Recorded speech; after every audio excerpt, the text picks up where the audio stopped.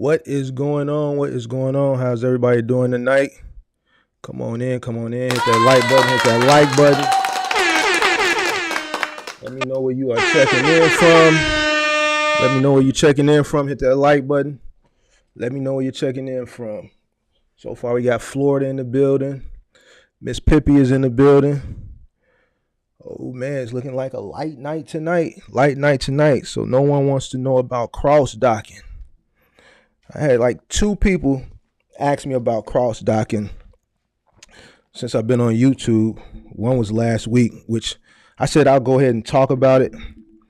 I figured it wouldn't be something that a lot of people may not be interested in, but you never know. One day you might have an opportunity to be in cross-docking. I've done cross-docking. I did cross-docking for like a year and a half for a company out of Chantilly, Virginia, which is a nonstop delivery. So I got an opportunity to do cross-docking since I had a small warehouse. They offered me that opportunity, and I did it for a year and a half. So I'm going to talk about it. I'm going to talk about what it is. I'm going to talk about my experience in running a cross-dock facility and being the final mile carrier to all of the contracts that Nonstop Delivery had that they cross-dock to me, which is a lot. They have a lot of accounts. So it was a great opportunity, a great experience, very costly, so I'm going to talk about that tonight as well. So come on in, guys. Come on in. Hit that like button. Brian Watkins in the building. VA, Florida is in the building. Come on in. We're going to get to it. We're not going to waste any time. How's everybody doing? Is everybody hanging in there as far as box trucking and cargo van, whatever you guys are doing, final mile, middle mile, Amazon? Is everybody hanging in there? How's everyone doing? How's everyone's holiday season thus far? I know those spot market rates they're not too good. So how's everyone hanging in there right now? Talk to me. Hit that like button as you come on in. Hit that like button. What is cross-docking? We're going to get to it. We are going to get to it in a few minutes. Just want a few more people to come in. Tuesday nights are, it takes Tuesday nights. I don't know why Tuesday nights are kind of slow building up. My Thursday nights and my Sunday nights are usually big. But Tuesday nights I talk about like real things in trucking, you know what I'm saying, as far as like opportunities like this cross-docking. If someone wants to learn about it, then they'll come on in. Crazy busy in appliance installs. That's good. Appliance installs, things like that, they're constant throughout the year. A lot of people think it slows down because people aren't buying houses, but that doesn't have anything to do with it. Appliances are something that, if they go out, they got to be replaced. If someone's stove goes out, then they're going to go on their Best Buy credit card or their Home Depot credit card if they don't have the funds available, or even if they don't have a card and they have the credit, they'll go apply for a credit card because they have to replace their stove. Refrigerator, same thing. Washer and dryer, same thing. And then you have a lot of warranty swaps, warranty replacements, things of that nature. So appliances, they, it's pretty much consistent throughout the year. I don't know why people think that because the housing market is down that appliances go down. It doesn't work like that. But yeah, so appliances are a consistent lane throughout the year. Come on in, guys. Come on in. I'm gonna get to it. I'm not gonna waste any time. I got 12 people in here, 8 likes. So make sure you hit that like button. I'll just start talking, and then we'll go into it because I don't want to waste any time. Not talking about any news today. I'm not going to beat a dead horse. That's why I haven't been mentioning a lot of stuff. It is what it is. So a lot of things that I talked about months ago, are occurring now. So, no need to beat a dead horse. I told a lot of people what was going to happen, and it's happening. And I'm not talking about peak season. I'm talking about, just everything. So we're going to go ahead and jump into this right now real quick. Hope everybody is having a wonderful day. let's go ahead and jump into this presentation. So we're going to talk about cross-docking tonight, what it is, the process, right? Final mile, from cross-docking, the process into final mile. And then we're also going to talk about reverse logistics a little bit, all right? Not topics that I see a lot of people talking about because, no one really is into this stuff. I've been doing final mile for years. I've done cross-docking. I've done reverse logistics. All of these kind of tie in to final mile. If you have a warehouse, then you can do cross-docking and reverse logistics. So let's talk about it. Let's talk about it. All right, so what is cross-docking? Let me break it down real quick. All right, cross-docking is a practice in logistics of unloading materials from a manufacturer or mode of transportation directly to the customer or another mode of transportation with little or no storage in between. All right, so before I really break it down, let me explain the difference between cross-docking and warehousing, because some people think that a cross-dock is just a warehouse, but there's actually a difference between cross-docking and warehousing. All right, so cross-docking is the unloading of goods, all right, directly from incoming transport to outbound transport with little, ideally none, long-term storage, in between. While warehousing is designed to keep stock on hand until it's purchased and needs to be delivered. All right, so let's look at it like this. And I'll just speak from my experience. All right, so something comes from a manufacturer. Let's say you're delivering, I'll use my experience, Human Touch massage chairs. They come straight from the Human Touch manufacturing facility. It gets picked up by a freight company, YRC, Holland, Yellow. I had New England Motor Freight coming to my warehouse often. They're not in business anymore. Bunch of different middle mile trucking companies. All right, so they would pick the stuff up, all right, from the manufacturer of the retailer and bring it straight to my facility, which would be a cross-dock facility. Right now, these items are already purchased, so it's not like they're going from a manufacturer, they're building, and then they have like a manufacturer, like a 3PL, pick this stuff up, right, and bring it to their warehouse, and then they warehouse it until stuff gets sold, and then they move it from there to like a retailer like Apt, or let's say like another retailer that sells massage chairs and things of that nature. But instead it comes straight, cross-docking is straight from the manufacturer, middle mile to a cross-dock, which I had a cross-dock. From there, we don't do long-term storage. So from the moment it gets to our facility, it's getting processed, right? It's getting put into the warehouse. It's getting processed, and the moment it comes in, we're trying to schedule that customer ultimately within the next 2 days. We want to get it out within the next 2 days. All right. Like I said, versus a warehouse, something will go from the manufacturer to a warehouse, and it would sit there. And then let's say a company or like a retailer places a big order, and then they'll run it to that retailer and offload it. So two different things. Cross-docking is a way to cut down like all that middle time and a lot of that cost. Sometimes, for me doing it, I think like, I'm gonna get into that later. Let me save the juicy stuff for later. So that's the difference between cross-docking and warehousing. All right. So the process. All right. And all the pictures, all the images that I'm using in this presentation are my images from my warehouse. Like this truck was bringing. This is direct by their a company out of Maryville, Indiana. So it comes straight from the manufacturer. As you see, this is a direct buy truck coming straight to my warehouse, getting ready to back into the dock, and then we would unload it from there. So it comes from the shipper, in this instance, direct buy, middle mile, right? In their own company truck. They have their own trucks, right? And then it would come to my facility, a cross dock, all right? From there, we would unload the stuff, stage it wherever we stage it at, and then from there, I would go in the office. I would look at the login for Nonstop, because that's the company that I ran cross-dock through. So they provided me all my cross-dock goods that my company ran for Final Mile. So I would log into their terminal, right?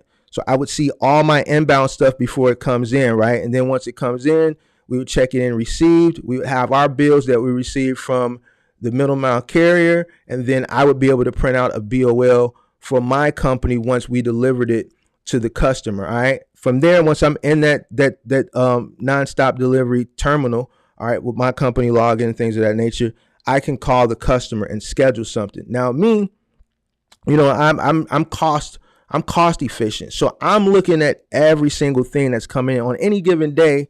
I could get 5 to 6 semi trucks coming in with anything from mattresses to, bedroom sets to fitness equipment to, we had like one of those beer machines I remember coming in before. Man, all type of stuff, big coolers for like restaurants and grocery stores. So all types of things would come through my facility. So once I go in there, I look at everything that's in the warehouse, and then I start trying to route things. All right, I start trying to route things because I don't want to send a truck all over the place. I have to save as much money as possible, and I'm going to get into why I have to do things like that to save money. So even though the turnaround time requested from nonstop delivery was always 2-day turnaround, sometimes I would have to hold stuff a little bit longer because when I got that contract, they didn't give me the city. So my stops were pretty much in the northwest suburbs outside of Chicago, which was a nice little distance outside of the city. And I ran like that for at least 6 to 7 months before they started filtering things that were local for my company. A lot of the local stuff went to this company called Veterans Distribution. I actually talked about them on Sunday. So I would route everything, and then once I routed everything, I would then proceed to call the customers. Now, the beautiful thing about this is the customer didn't get a say-so when they received their delivery. I say I got 15 stops. Let's say I'm going to run 2 trucks. I'm going to run a truck tomorrow, let's say, for deliveries, and then I'm running another truck for reverse logistics. I'll get into that later. I call the company, okay, I got a route set up, 15 stops, all right? Boom. Customer 1, I got it routed. Calling, letting you know, can I speak to so-and-so? Yeah, this is so-and-so. We're calling to schedule delivery of your sofa. Delivery will be tomorrow between 9 and 1. All right? They got to be there. They don't have a choice. If they say they can't do it, then we'll see. Well, we'll call you back when we got a truck in that area. We might not have a truck in that area for another 3 to 4 days, and they would just have to roll with it. Most of the time, the customer is going to okay it. They really don't have a choice. From there, I would schedule everything, route it out. Obviously, the day of whatever particular route, one of my truck backs into the dock. Everything that needs to go out on that truck is loaded onto the truck, and then they would proceed to do the route. I'm going to show you some paperwork. I'm going to show you some pictures of some of the stuff inbound. We're going to talk about inbound damages. I'm going to talk about costs. We're going to talk about the final amount, and then I'm going to talk about reverse logistics for anyone who is interested in ever running a cross dock. All right, so this is the process: shipper, middle mile, all right, to cross dock, final mile to the consumer. All right. All right, what's needed and cost to operate? All right, so these are the items that's needed to run a cross dock facility. One, obviously, you need a warehouse. Now, the size of the warehouse, it depends. Now, I had a 17,000 square foot warehouse. All right, not big. All right, but big enough to do what we needed to do. All right, there were some times where it got crowded. When we were doing a lot of returns and a lot of deliveries, you have influx and volume coming in. Then you would have a lot of things we would have to pick up. All right, the things that we were picking up, I'll talk about the process of reverse logistics of picking up, but there'll be a lot of times we'll pick stuff up and it would literally sit in the warehouse for weeks, months. So I had some stuff that sat the whole time from when we picked it up. It just sat there for like a year and a half. And some of this stuff was never even open. I can get into some of the stuff, but I'm not going to talk too much about a lot of the stuff. For reverse logistics, sometimes we'd have to ship the stuff back, prep it up to send it back. Sometimes they would say, just destroy it and discard it. Sometimes they would just abandon the stuff and leave it with us. And then I would just, So, we'll get into reverse logistics later. But what you need is a warehouse, obviously. Depending on the company that has the cross dock accounts would determine what their qualifications are as far as size. Mine, 17,000 square feet. It did get crowded, like I said, sometimes, but you got to work with what you got. Forklift, you're going to need a forklift. A used forklift, I put one up here that I saw on offer up today. This one is 16,000. This is similar to the one I had, which is a Komatsu. I actually got one for free. Well, it wasn't for free. I had my commercial landlord had two, and he let me borrow one under the conditions that I got it repaired. So this was one that he had, and he didn't want to get it fixed, so he went out and bought another one. And he said, "Well, if you get this one fixed, then you can use it as long as you want. You just got to pay to get it fixed." So I sent a tow truck over there to pick it up and brought it back to my warehouse. And I had Crown, or one of those forklift companies, Atlas or Crown, come and charge me an arm and a leg and fix it. All right. So you're going to need a forklift. If you don't have a hookup like I had, by the grace of God, I was lucky, then you're going to have to buy one. You know, a new one costs you thousands of dollars, 50, 60, 70, 40, 50, you know, depending on how fancy you want one. You can get a used, when I see them used, going from anywhere from 5 to 20,000. All right. You're going to need pallet jacks. Obviously, you're going to need a lot of pallets. All right. The way you get pallets is as you start getting freight inbound, right? When you're going to do the final mile delivery, you keep and you start saving your pallets, because you're going to need your pallets for reverse logistics if you have to pick stuff up and ship it back. So that's how you start keeping pallets or storing pallets. As you got inbound freight coming in, don't toss your pallets. Find an area, start stacking your pallets and keep them, because you're going to need pallets of all shapes, all sizes. In some cases, you're going to have to build your own pallets, you know, especially for like long items like couches and things of that nature. Couches come in on long pallets, but if you have an influx of couch returns, then you may be out a long pallet. So then you may have to build a longer pallet by putting two pallets together. Pallet straps are like pallet bands. So like when you're doing reverse logistics, and I'll show you what it is as we get into the presentation, because I got a lot of pictures from my warehouse. Pallet bands are when you're doing reverse logistics and you shrink wrap something to the pallet. You may have to band it. So some items you may have to wrap. It's like a pallet band, and you wrap it and then you tighten it, and it just kind of secures whatever the item is to the pallet. Obviously, you're going to need a ton of shrink wrap. All right. Tape. You're going to need warehouse management software. That you may need it, you may not need it. I didn't use warehouse management software because I didn't run my cross-dock facility on a rack system. A rack system is like you go to some warehouses, they have pallet racks. So you'll see like those orange racks with the green beams, and then they'll go up really high, and then you'll leave like a wave or a forklift to get up there to pick the pallets off the top.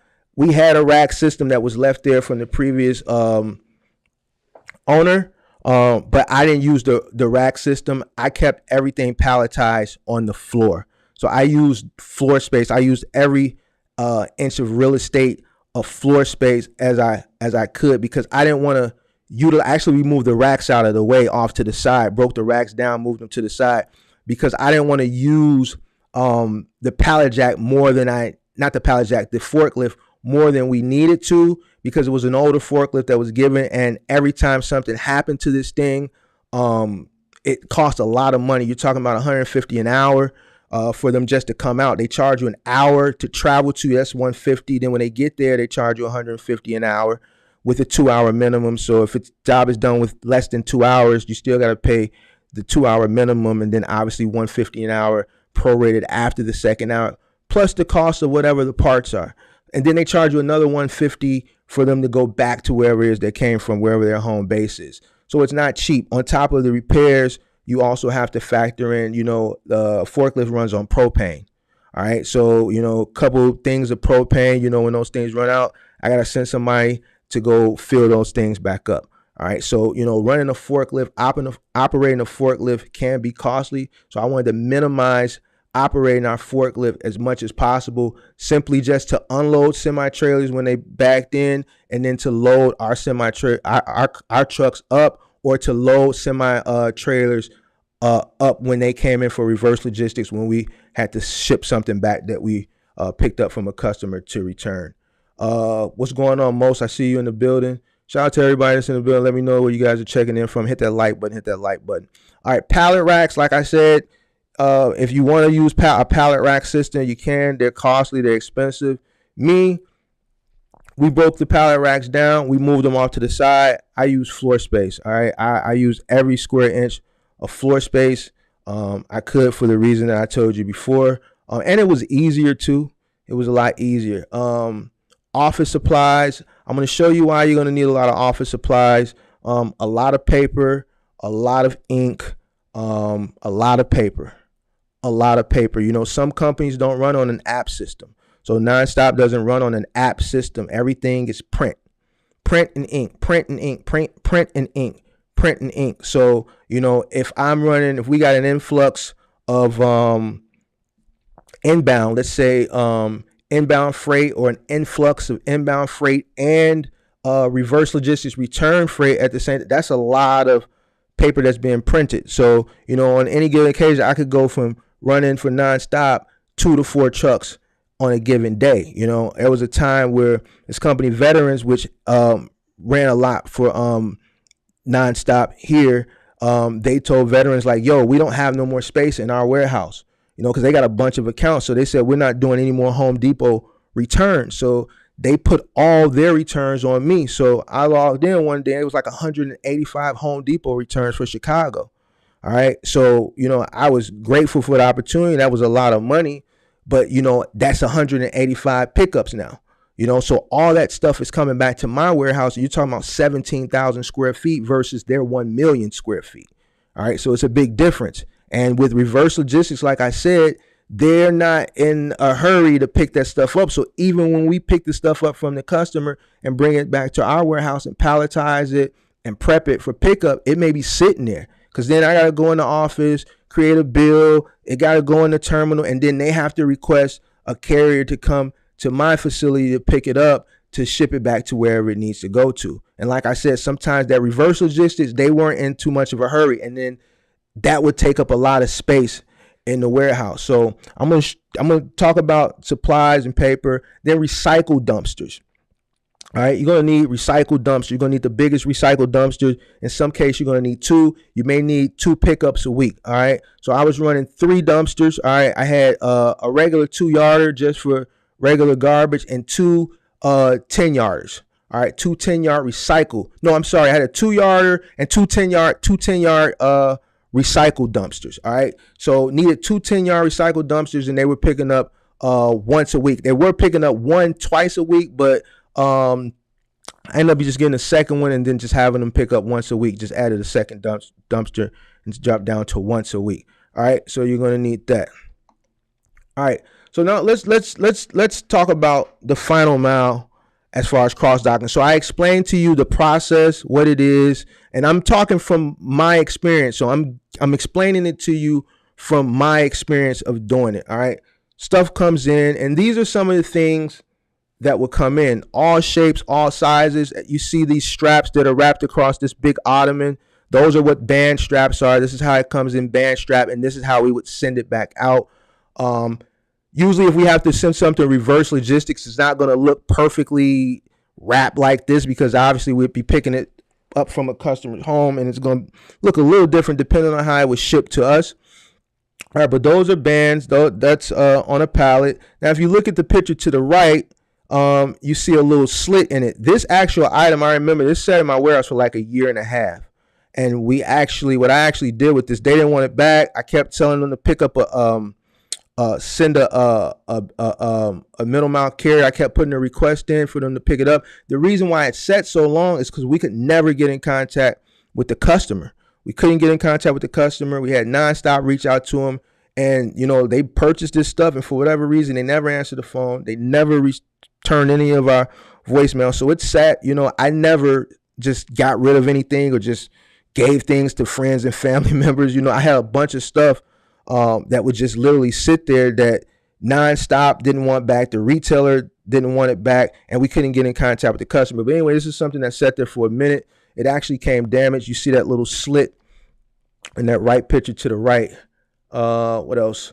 All right, other things that come in, and this is how this stuff comes in off the truck. So if you look at the picture to the left, this came in damaged. Well, the box came in damaged. The reason why I have a ton of pictures, because inbound freight that would come in, if it had any damages in it, they would call me out, and I would make the decision, yo, do we want to accept this or I would refuse it. All right. So I would get on the truck, look at it, take pictures, obviously to CYA, cover my own behind, you know what I'm saying?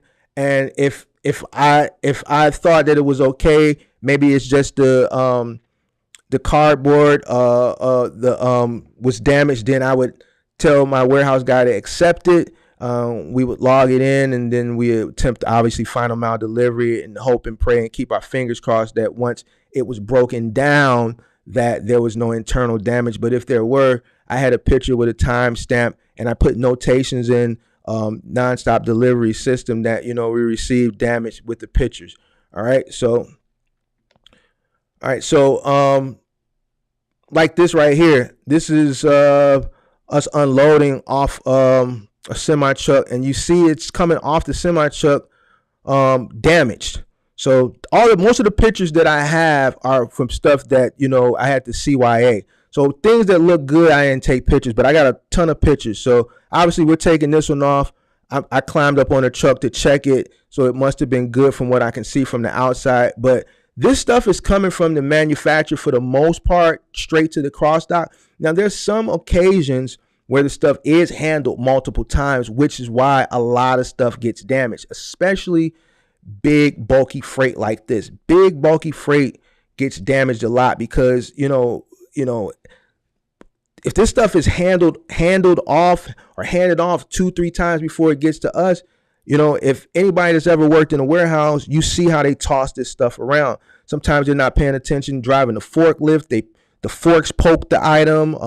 Things are tossed around and tipped over. They're not wrapped right. They fall off pallets, things of that nature. So here's a prime example of something that came. We were unloading that, you know, the housing of it, the cardboard was just destroyed. Flooring, something else that we did a lot of flooring, as you can see.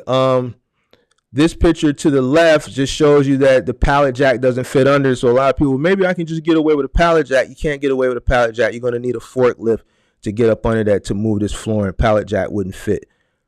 So flooring is something that we did a lot. A lot of furniture. So all this stuff is coming into my cross dock facility, and then we schedule it to go out. All right, give me 1 second here. All right, more stuff, tables. A lot of this stuff is, as you can see, more stuff that punctures and holes that we have to inspect, because ultimately it's just like running final mile when you're going to a facility. If you go to a facility, let's say your XPO and things of that nature, and you pick stuff up, you still have to do your same due diligence to inspect. So when we offload stuff into the cross dock facility, we have to inspect it too, take the pictures, and then I would hold on 1 second. Put that into the system to make sure the CYA, because ultimately you don't want to break this stuff down in the warehouse. A lot of this stuff gets opened at the consumer's home. The reason why you want to do that is so that they see you opening it. All right, so that they see you open it, because then they have a right to refuse it there. But I make sure we CYA if I decided to take something off those semi trucks. There was a lot of times where I hop up on the semi truck and I'd be like, no, just, you know, ship it back and refuse it. All right, another account they had that we did a lot of was Atomic. Atomic was like a what is a like a pool table air hockey. Well, let me go back. So damage. This was one of those boxes. Damage, right there. Now this, when I say sometimes you gotta make pallets.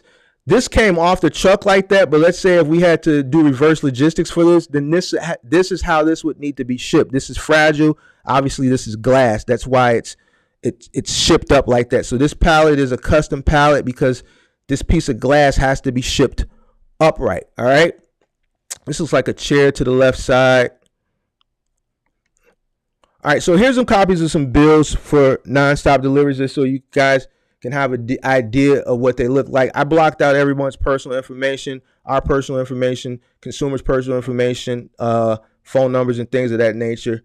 So as you can see on the left, I can't really see. Hold on. On the right, you got a white glove to return. If you look in the right where it says service level, white glove 2, so we know that this is a return. It'll have all of the information as far as what we need to take care of this. This was an item that upon delivery we had to assemble, but when we do reverse logistics, we don't break things down. We bring it back to the warehouse assembled.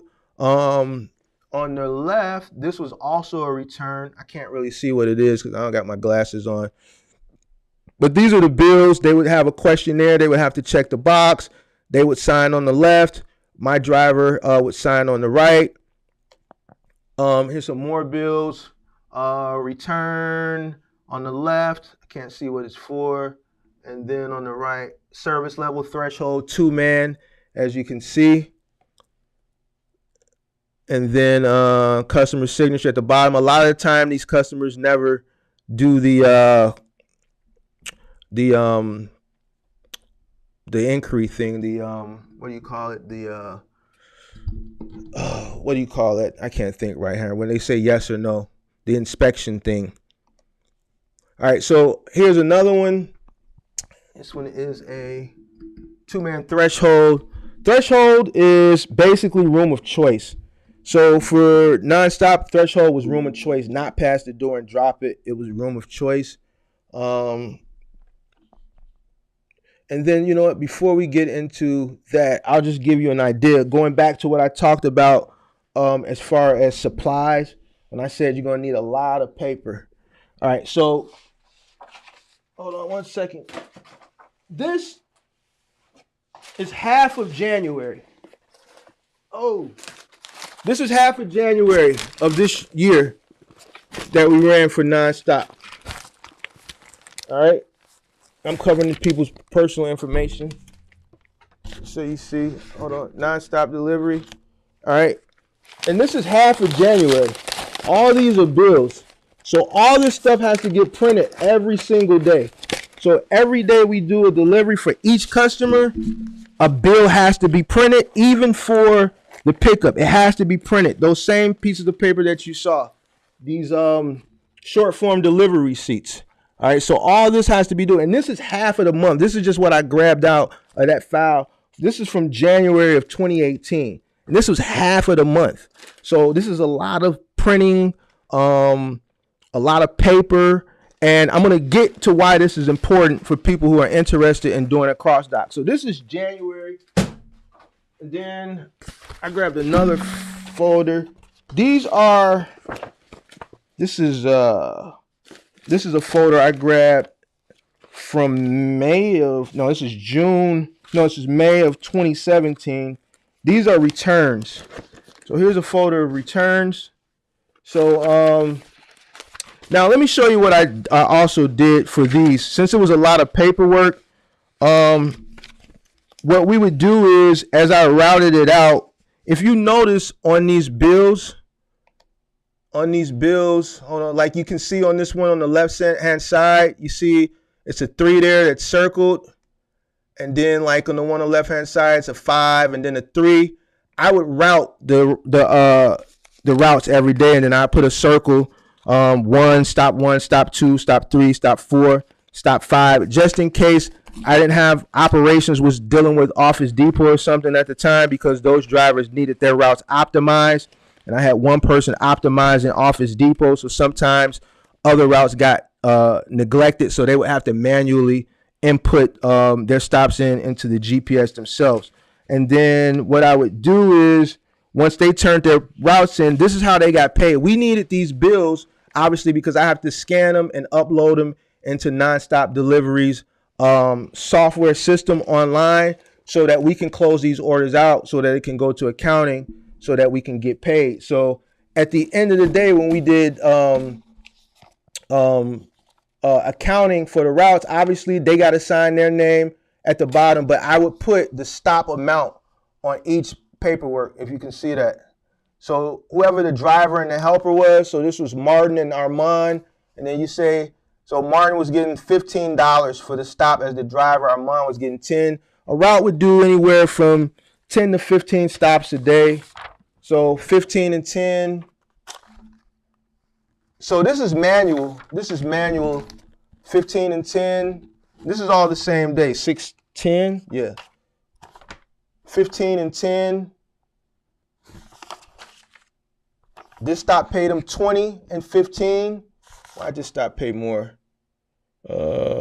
Some accounts pay more. So depending on how the account paid us is how I paid the driver. Now the driver and the helper. Now this was actually a white glove, one person return. It was just a sideboard. One guy could have did this. And this was for Wayfair.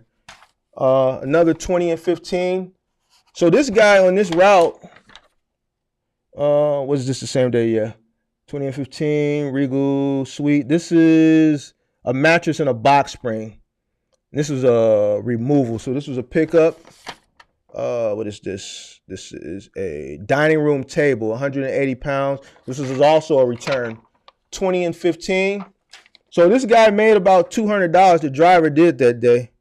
Hold on. What is this? This is a white glove delivery, a power armchair recliner with LED plus accessories.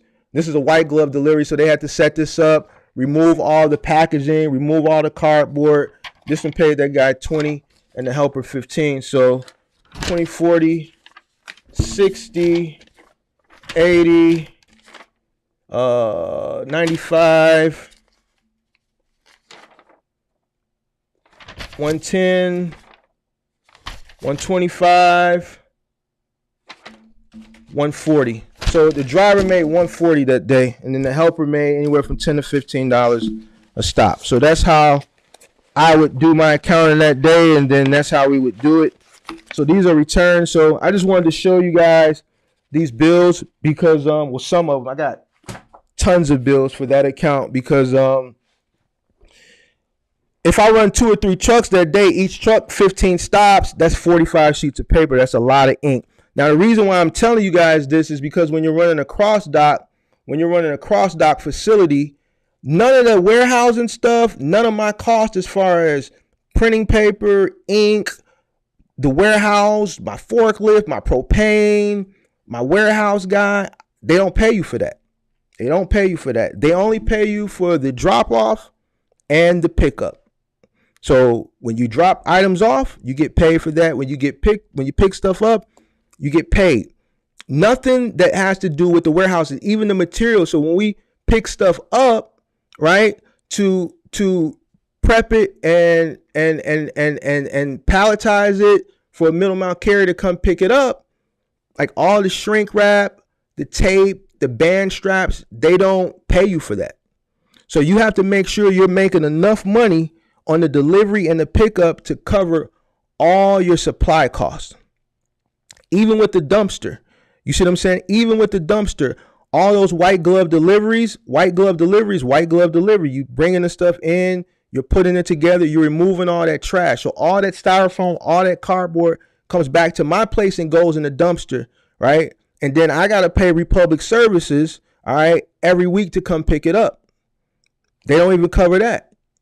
So you got to make sure that whatever you agree upon on the contract, you got to know how to charge going and coming so that you have enough money to cover the cost of the actual job, the pickup and the return as far as the driver and the helper, the fuel costs, right? Plus all the cost that it comes to warehousing. Like that propane is not cheap. You know what I'm saying? Like I said, to repair that forklift is not cheap. Shrink wrap, not cheap. Tape, not cheap. You know, pallets, I would recycle them, but you know, dumpster, it's not, none of this stuff is cheap.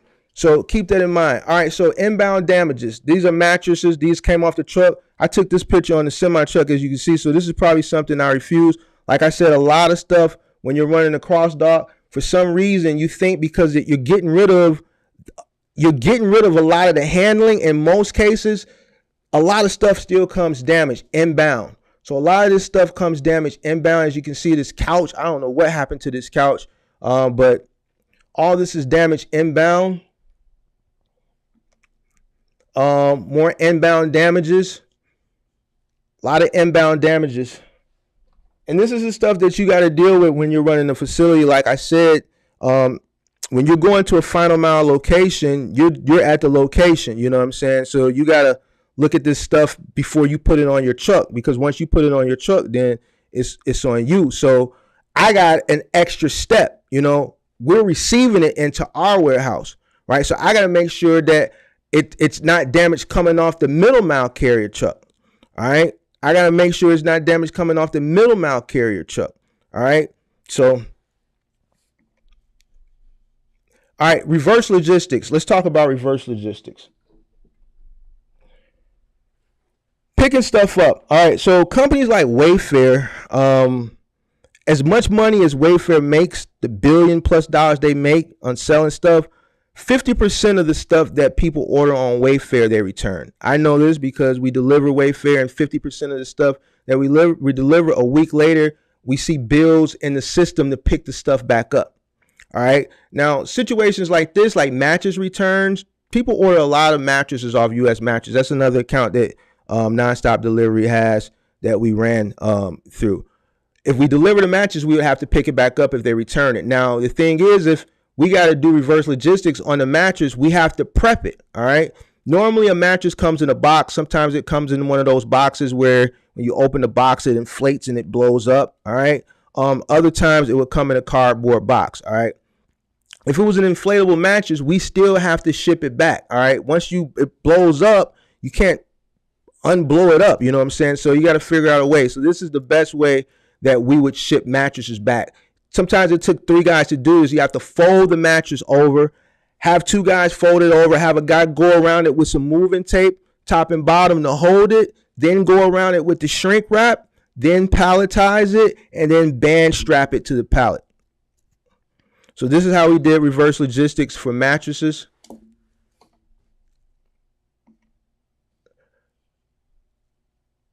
All right. Reverse logistics for mattresses.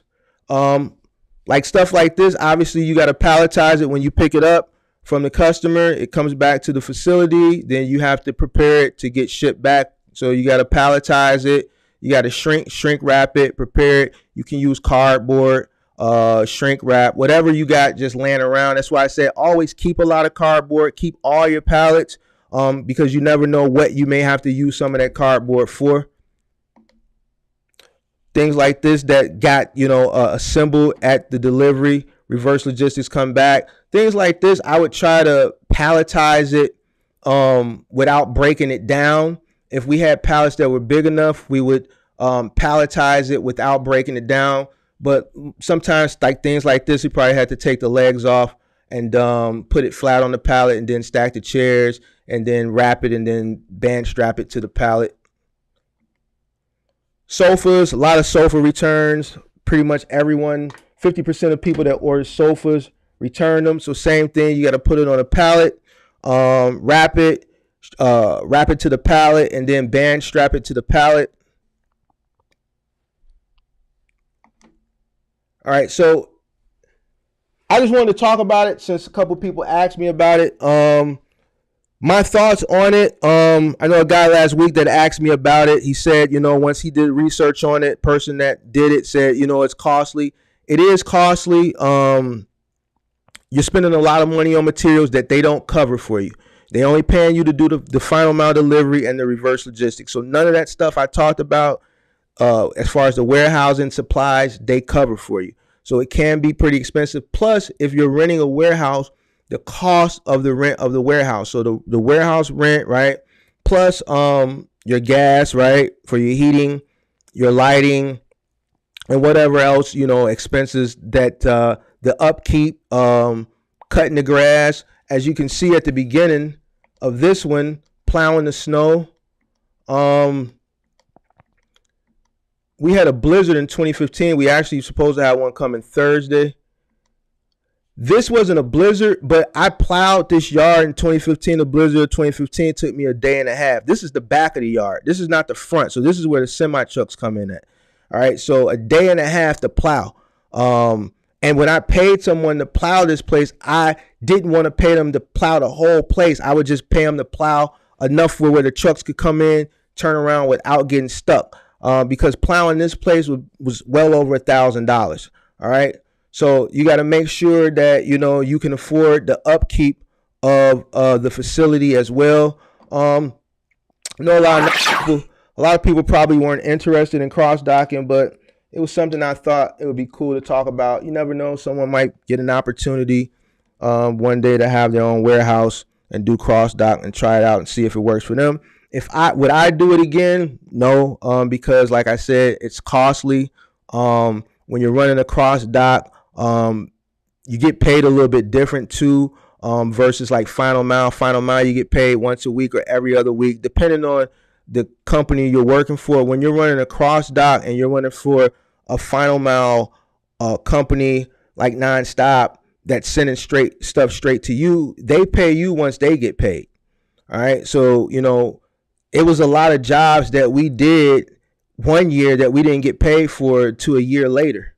Like I said before, when I stopped running this account, in March of that year, and we were getting a settlement every single week to October of that year.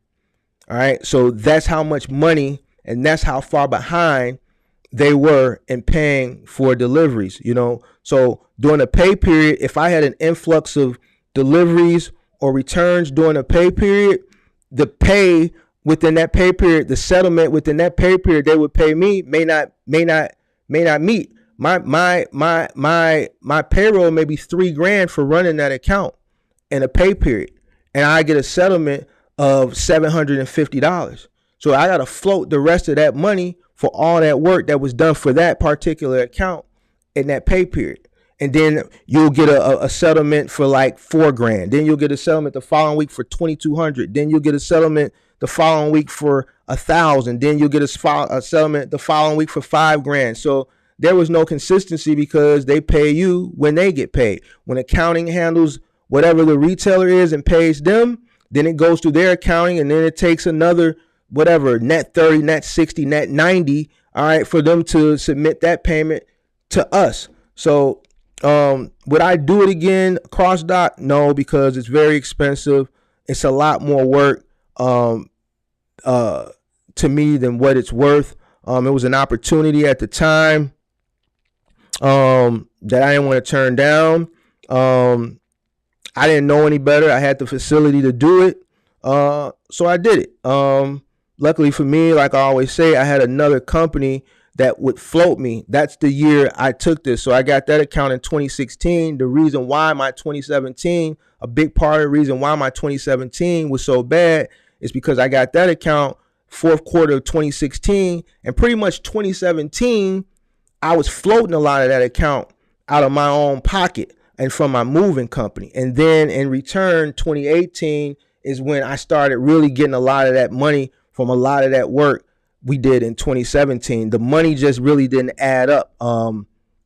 It wasn't turning around quick enough for me, and that's why my 2017 wasn't that great. So that's my history with cross docking. I hope people learned something from it in case they wanted to do it.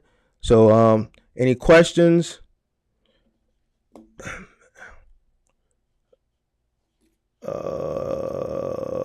Any knowledge or experience with Lug? They move IKEA freight, last mile, occasional white glove, from what I understand. No experience with Lug. I have some experience with Dolly, but not from a gig perspective. Dolly was a company that was a startup out of Chicago, and when they were starting in 2013 and 2014, they utilized moving companies to handle a lot of their work. So they were in a situation like a lot of startups that do moving and gig stuff.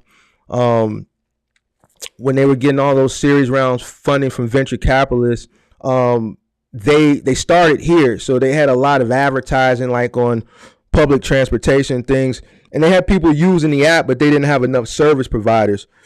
So a lot of those jobs that they would get on the app from consumers, they had to pay moving companies to actually go do the work because they didn't have a lot of service providers on the app at that time. So that's my experience with Dolly. Experience as far as Lug is concerned, no, I know it's a moving company. I know they do have something to do with IKEA.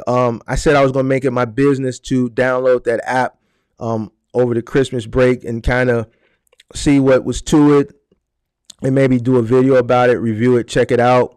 maybe take a job, maybe on one day and go see what it's about.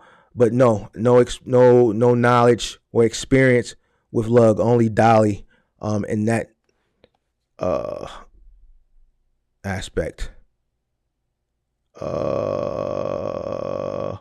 What's going on, Jay? Jimmy Conway, Mark is a real businessman. No need proving nothing to the doubters. No, I wouldn't.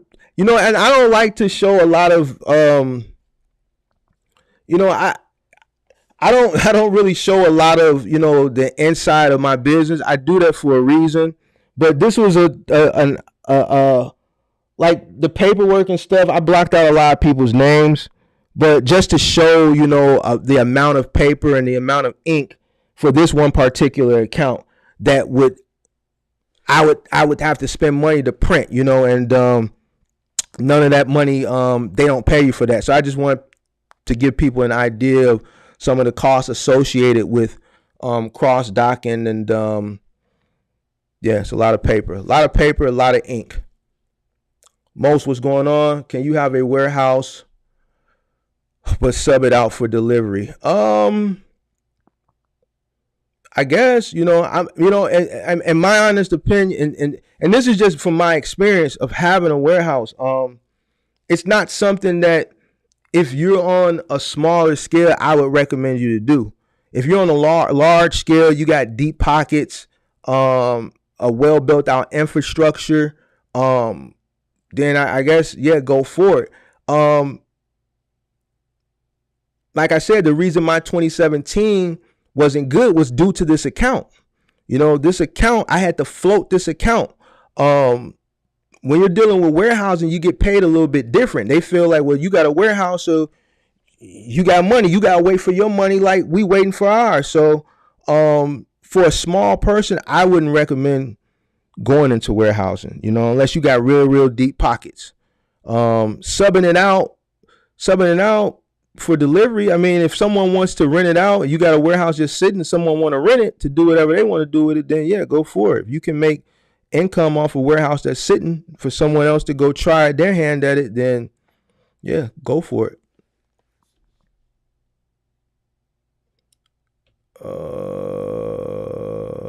Any other questions? Any other questions, man? I knew this wasn't going to be a popular topic, but I didn't care. I just wanted to put the information out. How's everyone doing this peak season? How's people doing? Spot market, let me know. Talk to me. I seen a few more people on YouTube say they quit this week. So hope you guys been keeping up with the news. As you see, I haven't been really reporting on or really forecasting things. I pretty much forecasted into March, so I'm not going to keep beating the dead horse. Oh, you came in last minute. You wanted to know what cross docking was. Yeah, you're gonna have to watch that young replay. You're gonna have to watch the young replay, man. You're gonna have to watch the young replay. I think I bored people tonight. Not too many people want to know about cross docking. So you're gonna have to watch the replay. So yeah, I want to know how people are doing this December. Like I said, I'm not gonna beat a dead horse. I've already said, what I said as far as forecasting, projecting into March. So if I talk about it, it's like rubbing something in people's face when I know they're not doing good. So that's why I haven't really been talking about the state of the industry right now. You guys see it. A lot of you guys are dealing with it. A lot of you guys hit me up in the DM and ask me for advice, and I give advice. My best advice I can give now, because it's really finna get critical. Christmas is here. For those of you that haven't done it, I know some people have, because they've told me. Some people have transitioned over to Final Mile, and they've told me, like, thanks, man, you saved my business. Shout out to you guys. There's some people that listen to me as far as the curbside Final Mile. If you haven't transitioned over to curbside Final Mile, you might want to look into it before it's too late. There's opportunities out there, curbside Final Mile, and it's guaranteed money. I had somebody that I talked to on a session a few weeks ago. He's doing HD Supply with TQL. It's making 600 a day, 3,000 a week. It's guaranteed 600 a day. You know, guaranteed curbside delivery, all palletized, local, 600 a day, $3,000 a week. So that's $3,000 a week, and you're filling up maybe once or twice a week. It's local. All right. So there's opportunities out there. I've given people I've given people the information. So it's up to you. You know what I'm saying? It's up to you to make the play. So Amazon relay about 15 to 20% down this season as far as what loads pay versus last year. Yeah, I did a video on Amazon relay the other day. I didn't even talk about it Sunday night on my live because the video is up there. I gave the information. You know, you won't really be able to find that information out there because it's inside information. But if you go watch the video and you go see what I showed you, then you'll know that what I'm saying is official. And will they continue to go that route? Probably so. Will they get rid of relay down the line? I don't know. But it was only a matter of time that what they're doing, what I'm showing you in that video with that middle mile route opportunity, it was only a matter of time for a vast amount of reasons. I'll talk about one reason really quickly. Just like we see a lot of people exiting, all right, the box truck space for various reasons. One, because they can't afford to run due to the spot market rates, truck rental fees, right, being increased, and also box trucks, the rates, and then and insurance as well. Insurance is extremely high. Amazon has billions and billions of dollars. They have top level R&D. They know this, all right. Even though we don't have access inside as far as their analytics of what they see, but I guarantee you they see people dropping off. They see, just like they saw an influx of owner operators coming on with box trucks, they see that number going down. We see it going down from YouTubers and other people saying they're turning in their trucks and they're exiting, right? And that's just the people that are YouTubers and content creators, all right? And this is not with Amazon. This is just people running the spot market too. So they see that as well. All right, just like the article that went out that says saying they're struggling to meet the 2-day commitment, and they're saying it's not due to the final mile, it's due to the middle mile. You got to put all this stuff together, and then when you put that together with the middle mile route opportunity, they're piloting with the DSPs. They're piloting it with the top DSPs across the country. Why? Because the top DSPs have the infrastructure. All right, they've proven that they know how to run this model effectively and efficiently. There's some DSPs that are out there that are struggling. That's why they gave it and piloted it so they can work out all the kinks with the top DSPs. You're talking about these are DSPs that are running DSP in multiple sort stations, multiple fulfillment centers in multiple states, not just one location. These guys are running across multiple states. Some of these guys are running DSPs and FedEx contracts. So these are the top DSPs. These are the creme de la creme. These are the guys that know logistics. That's why they're piloting and testing it with them, and they're going to work out the kinks.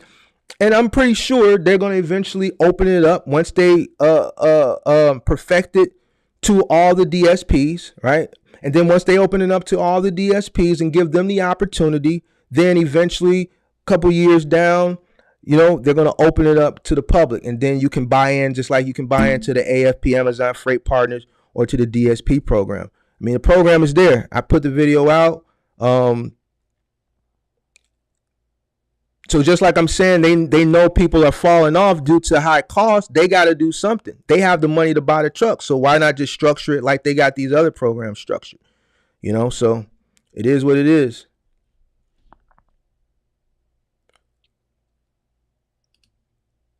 You don't have to show your business. You could do a sample of dummy company. No, I haven't showed it. You know, I blocked everything, people's personal information out, customers' information, my information, my company information, customers' information, even my employees' information. All that's blocked out. No, I don't. I just talk. But this was a situation where I just wanted to show you the amount of paperwork that this account and some other accounts involve. And, you know, this cost, it's consumed, or this cost is part of what I charge to do the final mile delivery and also the reverse logistics. And that's the part of the reason why I said I would never do it again, is because I feel like to run a cross dock, I feel like there should be some stipend for the warehousing aspect, and they just don't give you anything. If they pay you, let's say $85 a stop for US mattress, and then $85 a stop for the reverse logistics of it, then within that $85 a stop, I gotta pay 2 guys, I gotta pay the fuel, I gotta pay my warehouse costs, right? The shrink wrap, the tape, the band straps, the cardboard, like Republic Services picking up the cardboard, all that stuff, the forklift, the propane, all that's coming out of that fee for the delivery or for the pickup. So to me, it's just, over time, it's just, I wouldn't do it again. I don't think it's worth it. But I just wanted to show you like all what it entails. What's some good local work for the box trucks besides Amazon? Is the gig work mainly for the cargo vans? Oh, there's some gig work for box trucks. You got Mothership, you got Kiri, Go Share. Be honest with you, there's more cargo van gig work than box truck. A lot more cargo van, like a ton more cargo van gig work than box truck. But you can check out Mothership. You can check out Amazon Relay, Kiri. There's a few out there for box trucks. Where are you at? What city are you located in? Will cargo van prices, hold on, let me move this out the way. Will cargo van prices become more affordable going into 23? Your gut feeling? I'm gonna be honest with you, and this is just from my experience. I purchased a cargo van some years ago, and I told this story before. One cargo vans and pickup trucks really hold their value really, really well, and they've always held their value really, really, really, really well, always. Since we're living in a gig economy, a gig society now, a lot of people are working for themselves. I think they're going to continue to hold their value with the inflation. I don't really see cargo vans going down, nor pickup trucks. I think they're going to pretty much hold that inflated value. That's what I think. I bought a brand new Chevy Express, like I said before, in 2015. I bought a 2015 Chevy Express 2500 extended length for $28,000 brand new. The reason why I bought brand new is because every van that I was looking at used that was 6 or 7 years old that had 175,000 miles on it was 20, 21, 22, 23,000. They hold their value really, really well. So I might as well spend an extra $6 that's getting killed by the rebates anyway and get a brand new van. And that's what I did. So me looking at the cost of these vans now, like I see them holding up because you got a lot of people looking to buy vans. A lot of people are looking to do gig work. A lot of people are doing a lot of things with vans, mounting TVs, delivering TVs, doing lug, doing dolly, delivering couches, picking up mattresses, doing IKEA deliveries on lug, doing Amazon Flex. There's people that make a career out of Amazon Flex. They have to work, especially in large markets. They're picking those 3 and 4 hour blocks. It's easier for them to do it in a van than a person with a car because they have more room to move things around, especially when you're doing those larger blocks. Obviously, those larger blocks have more pieces.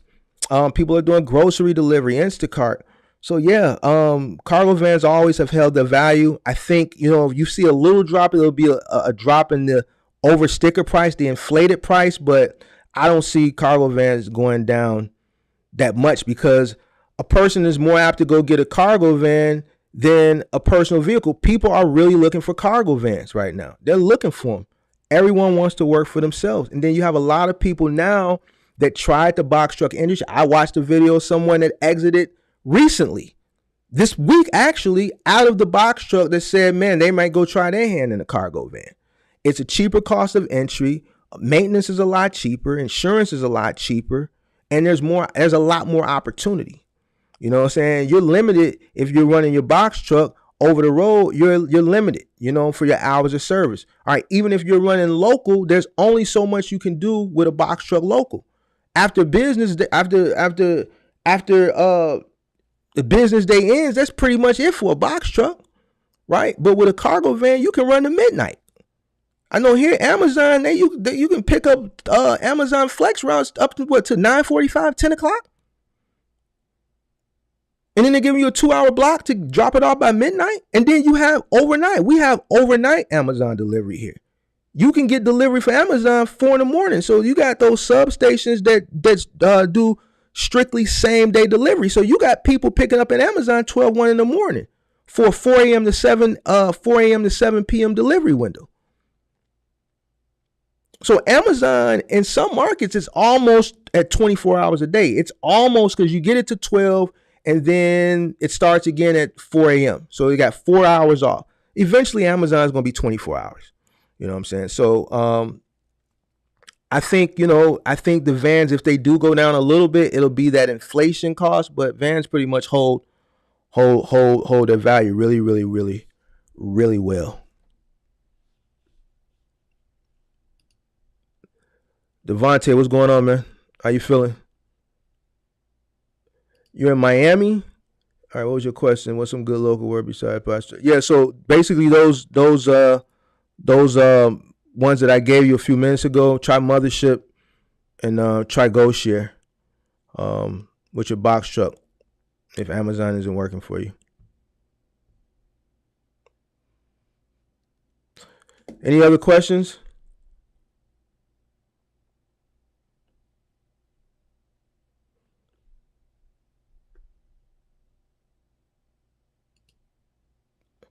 Paperwork, cab card, insurance, registration, BOLs.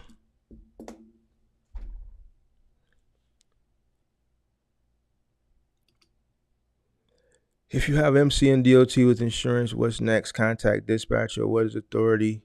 Can you please explain? If you have MC and DOT with insurance, what's next? Depends. You got to figure out what you want to do. If you want to go OTR, you can contact a dispatcher. You could just download a load board and dispatch yourself. You may have some trouble finding loads if you're like under 90 days, or you can go Amazon Relay. If you want to contact the dispatcher, you can contact the dispatcher to find you freight. If you're going to go the dispatcher route, find a dispatcher that works well with new carriers. They probably have a relationship with brokers that work with new carriers. So if you're going to go the dispatcher route, make sure when you do your due diligence and you ask them questions, make sure you ask them, do you work with new carriers, and do you have a network of brokers that deal with new carriers? Don't waste your time dealing with someone that is going to tell you they're going to find you work, and then you're just sitting and they don't find you work. So make sure you ask those questions. Want to start up in 2023 with the courier service box truck, but start off first with the courier service. Yeah, so yeah, if you want to start with the courier service and work your way up, I think that's cool. There's a lot more opportunity right now, and I know some people will disagree, but I said this months ago. I see right now, I don't see the cargo van people complaining. I don't see the gig people complaining. I see them like how the box truck people was bragging about their money last year. That's what they're doing now. All right. I mean, it's for the reasons that I said, you know what I'm saying, months ago.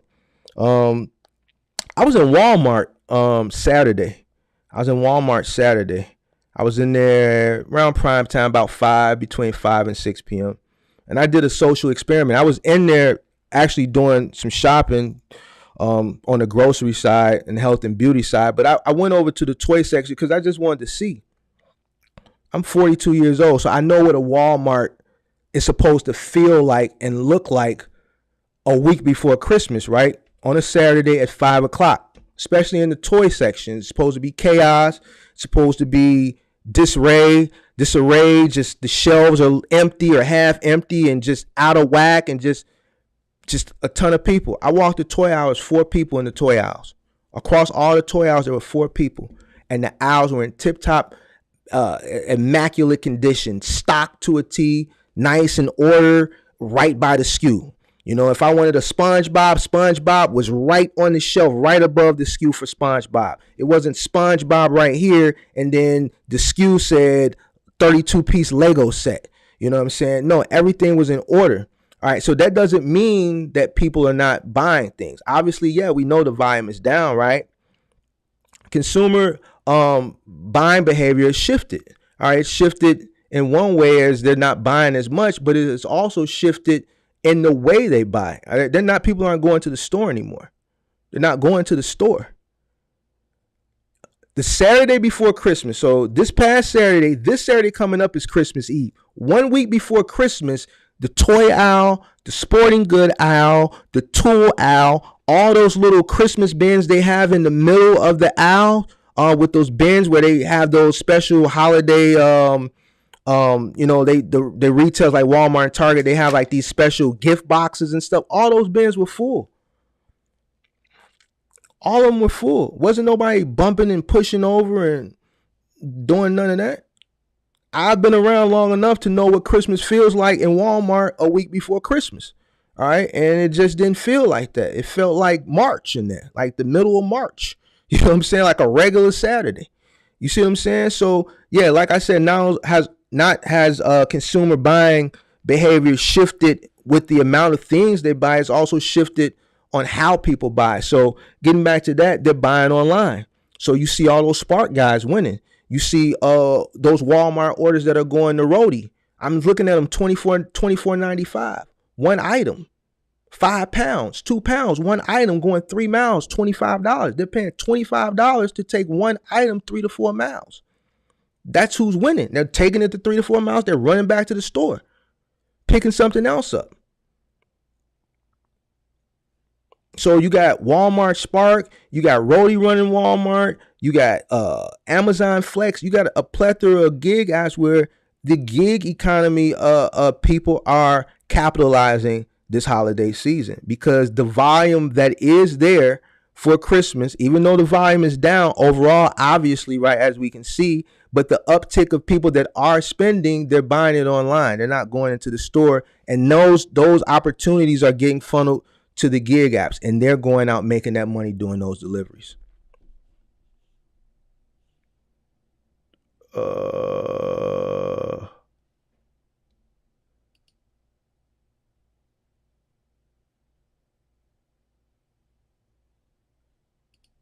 Do you know the best market for gig work in Texas? Do you know the best? Somebody hit me with a thumbs down, 10-4. You know, people don't like to hear the truth.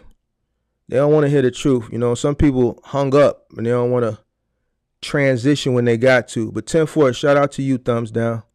Thank you for watching. Do you know the best market for gig work in Texas is with a cargo van? How should I research? Do you know the best market for gig work in Texas is with a cargo van? How should I research?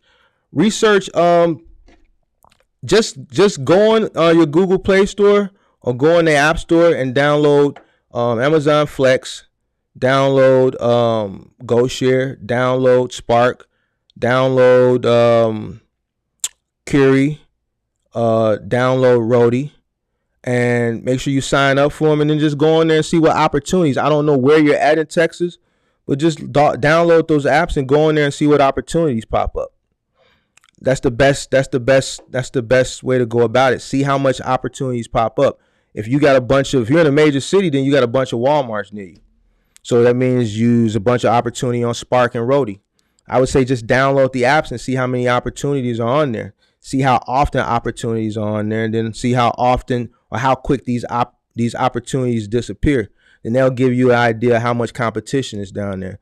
So download the apps, see how much offers things pop up, and then see how quick they disappear. All right.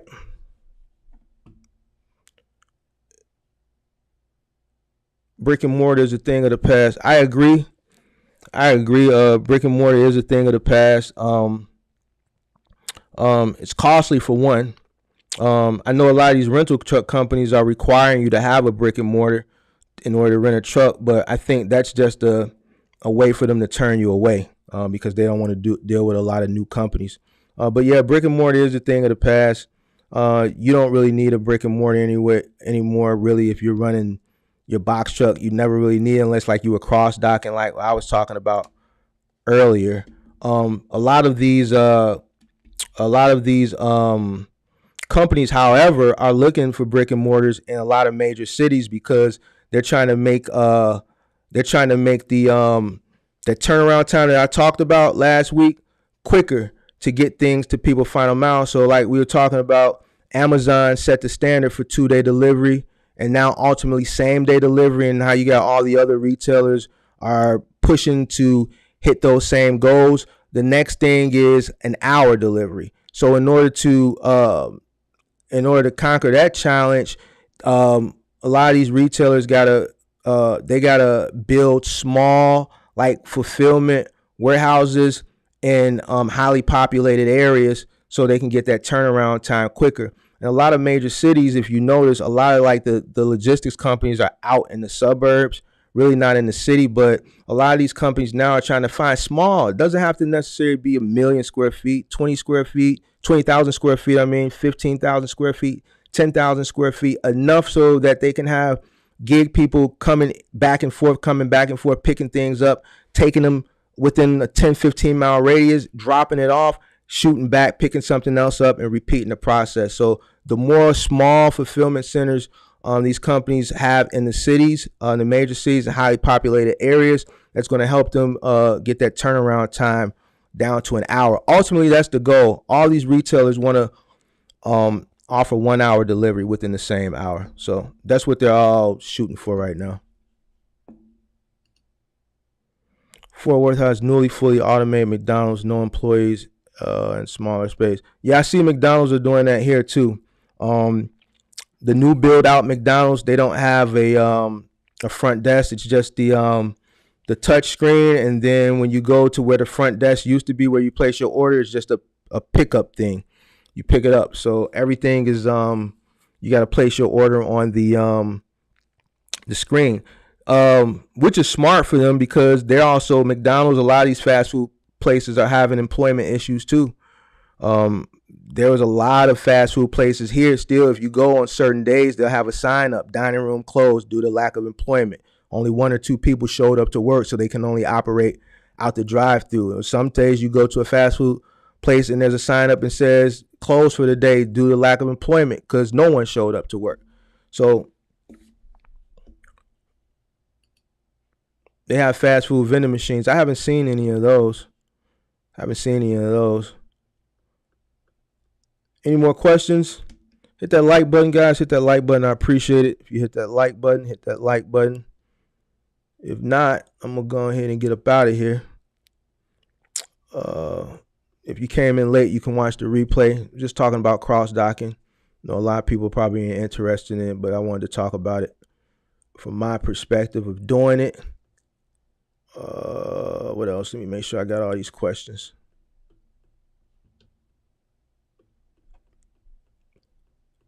I hope everybody has a happy holidays.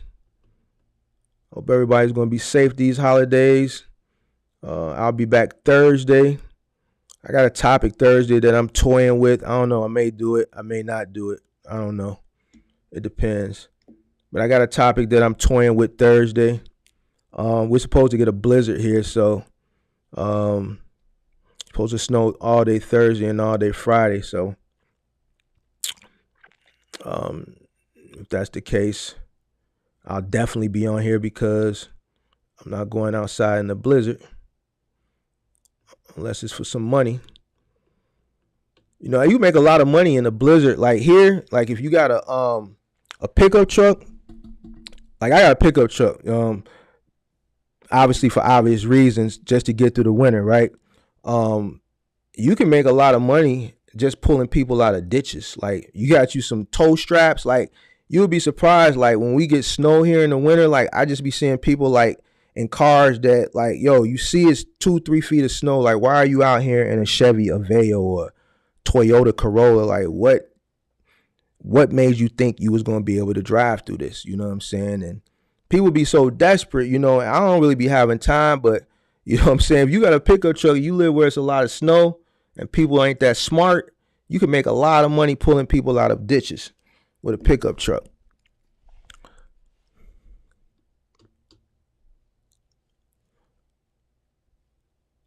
Alexis, happy holidays to all. Thank you for the knowledge. Appreciate it. Happy holidays to you. Happy holidays to you. Sunday is Christmas, so I won't be on here on Sunday. I'll be with my family, eating some whatever my mom decides to cook, dressing and turkey and greens and string beans and cranberry sauce and a bunch of stuff that I'm going to have to hit the gym the next morning to burn off. Any more questions, guys? If not, I'm going to go ahead and get up out of here. Unless y'all want to talk about something. How long have I been on? Been on a little over an hour.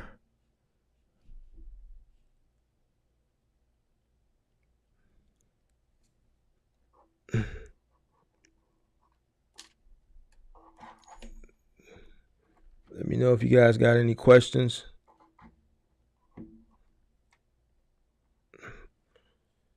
Jordan. -3 and snowy in Minnesota, getting 5 to 8 inches next 2 days. Right, so I guess all that snow is coming from up your way because it's supposed to be -8 here Thursday or something like that. Or wind chill factor -30 or something like that. I know the high going to be 0. So we getting cold from Thursday all the way through Christmas and snow. Like they said, 18 inches. Friday and Saturday. I mean, Thursday and Friday. So, you know what I'm saying? So, yep. So cold and a lot of snow. So, Glenn, what's going on, man? How you feeling, man? Happy holidays to you. Happy holidays to you. Happy holidays to everybody. Make sure you guys hit that like button. Y'all need to become winter Texans. We ain't got them type of problems. You know what, man? You know, I know a lot of people that move from up here down south. You know, the cold don't bother me. You know, if you've been living here all your life, then it don't really bother you. The snow don't bother me either. You know what I'm saying? When you live here, you got tools, you know? You know what I'm saying? Everybody got a pick. Well, most people, you got you some type of big truck or SUV or a truck and an SUV in the car. Or you got you a truck, you know what I'm saying? So you got to have a tool to get through. Bundle up, I guess, you know what I'm saying? The cold don't bother me because I've been dealing with it all my life. The snow don't bother me. I've seen some bad blizzards, you know, in my lifetime. So I'm used to it. I don't know how I would be if I was somewhere where it was just warm all year long because I'm not used to that. But I know I was talking to someone Sunday that hit me up and was asking for some coaching, and he was out of Florida, and he was like, yeah, I see the rates up your way are really, really good, but I see you guys are getting snow. I don't want to come up there. So, you know, I know a lot of people down south like Florida, Georgia, Texas, they don't want to, like truckers, they don't want to come up here. So if the money is up here, y'all not coming up here. Just like y'all don't want to come up here. I don't mind coming down to Texas, but I don't think I could live in Texas. That would be weird to me. Like December, right around Christmas, is like 80 degrees. To me, that would be kind of weird. I remember I was in Miami like a week before Christmas some years ago, and it was just weird to me. It was 90-some degrees, and it was just weird. So it was weird to me. Pick up pallets. Yeah, I told someone else last week someone was asking me about the pallet business, picking up pallets.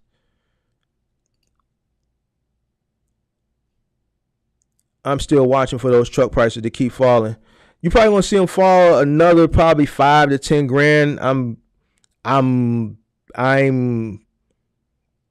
forecasting in January, by the end of January, maybe February, you probably see them fall another 5 to 10 grand.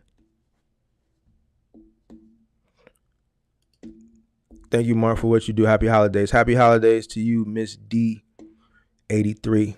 Yeah, you probably see them fall end of January, February. A lot of people still exiting, man. Just because you don't see it. Well, you see people exiting like on YouTube because they tell you they're exiting, but there's a lot of people exiting. You're going to see more people exiting next month. It's unfortunate, but it is what it is. Those spot market rates are going to continue to go down. Um, a lot of things that people are buying now, they're projecting are going to get returned. So they're saying reverse logistics is going to be pretty busy. Um, Next week, first week of January, and then after that, then that's it. Black ice is bad in Texas. Black ice is bad here too. The thing with y'all down there, y'all panic like when y'all get black ice or a little snow. Like I remember Atlanta got that little mist of snow a few years ago, and they shut the whole city down. Like we got 3 feet of snow, and like things still moving up here. Ain't nothing shutting down. Yeah, but black ice is wherever you're at, black ice is dangerous.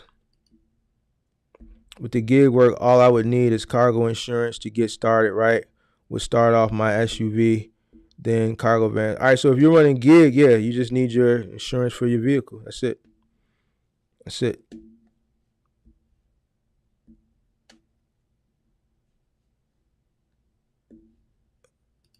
How low would you think a good cargo van would be? Transit 250, 350.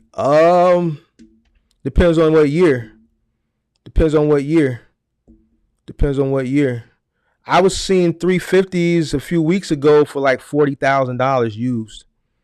40, 45, up to $50,000 used. Single wheelbase. Now, I remember those vans brand new, a single wheelbase standard T350 going for 33, 35,000. Now they're running 40 to 50,000 used. So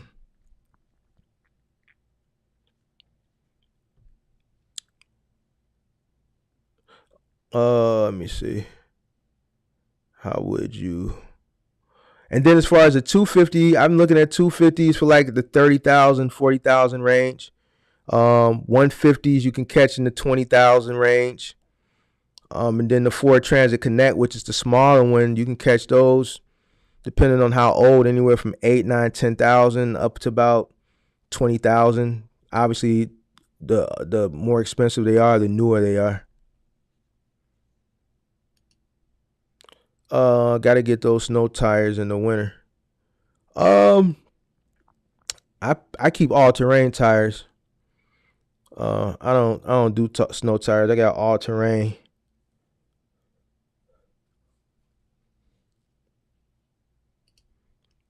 Which non CDL box truck brand? Which non CDL box truck brand is good and reliable? Non CDL box truck brand? You mean manufacturer? Freightliner? Freightliner? You could go with a Hino, but the thing with Hino is you may run into issues depending on where you live at. Finding a diesel shop or a mechanic to fix it. In some places, or some diesel shops will turn you away with one because they don't have the software to diagnose it. So you need to look in your area and see if there's a Hino in your area before you pull the trigger on that. If you decide to go that route, or contact like the diesel shops in your area to make sure that they have the software to service it.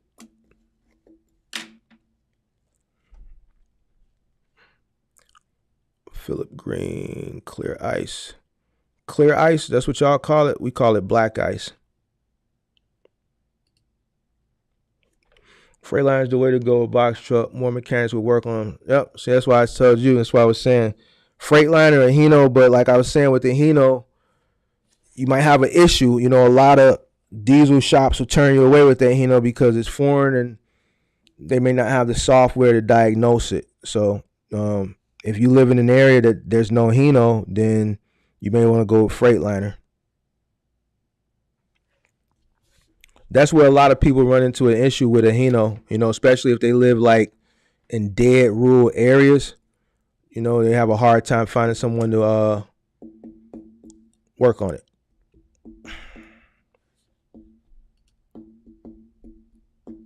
Freightliner and Cummins Allison. Yep, can't go wrong. Cummins Allison. Yep. All right, any more questions, guys? Any more questions? Any more questions? If not, I'm gonna get out of here. Got a lot running around to do tomorrow before the snow hit. Make sure my tank is full and all that stuff. And make sure everybody doing good. When I ask that question, don't nobody say nothing. Is everybody doing good? Is everybody still running? Has anybody exited? Is everybody doing good out here right now? No problem. Happy holidays to you too. Be safe. Happy New Year. Is everyone good? I just want to make sure everyone is good before I get out of here.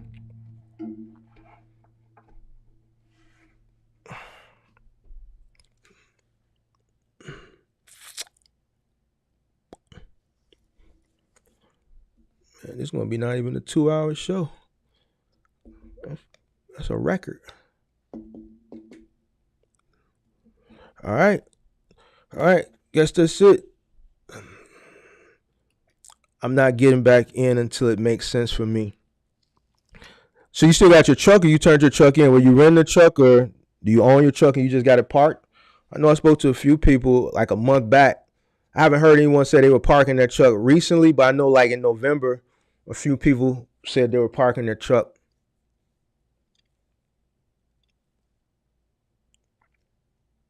Do it really still make sense to get on OTR?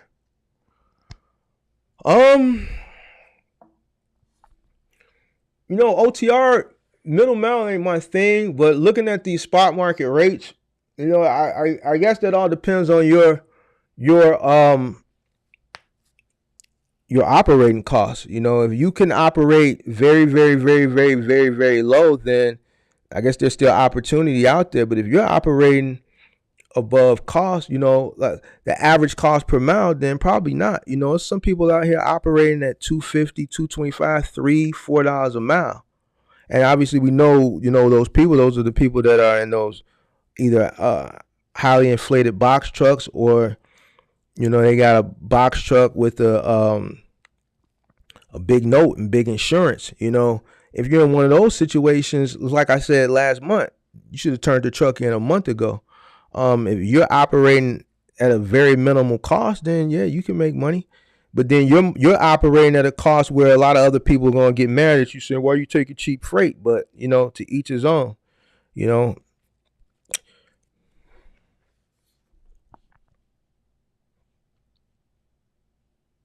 Oh yeah, you did say you returned your budget truck, right? Yeah, so so it all depends on your cost, Glenn. If you own a truck and it's paid for, you say your truck is older, let's say maybe 10 years old or so, you're an older gentleman and your insurance isn't high like some of these guys. You got some guys out here that are in their 20s, ain't even 25 yet. You know what I'm saying? So they paying high insurance on a rental. Plus they're paying high insurance because they're young. You know what I'm saying? And their costs are high. If you have an older truck, it's paid for, you're an older person, you haven't had any accidents, your insurance isn't that bad, your truck is paid for, your costs aren't really that bad, then yeah, you probably can still make, you can still make money.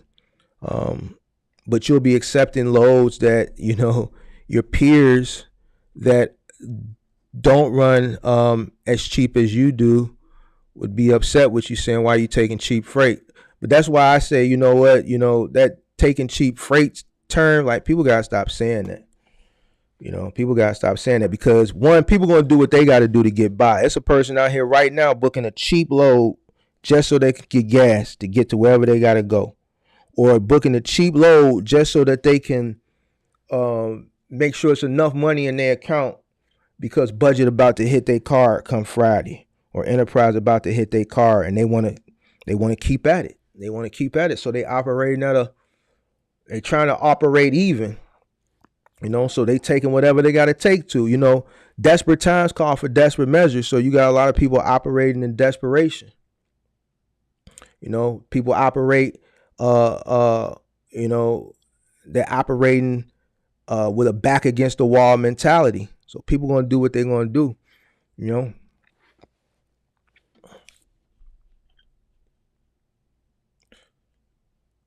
I'm here to learn more. Fort Worth, Texas. Danny, what's going on? So that's just what's going on right now. But like I told people, man, curbside final mile is it's opportunity there. Is V3 Transportation a good company to run my cargo van with? Not familiar with V3. I'm not familiar with V3, but if you're looking to run your cargo van, I did a live Sunday about cargo vans. You can actually if you want to do um um office supplies, you can do Staples, you can do Office Depot, right? That's your T-Force, Waco, and Capstone. All right. You got T-Force Medical. You can do office, like office, not office, but like medical specimens and stuff, like samples and stuff, medical specimens. You got Spoke Logistics, excuse me, that you can do medical supplies.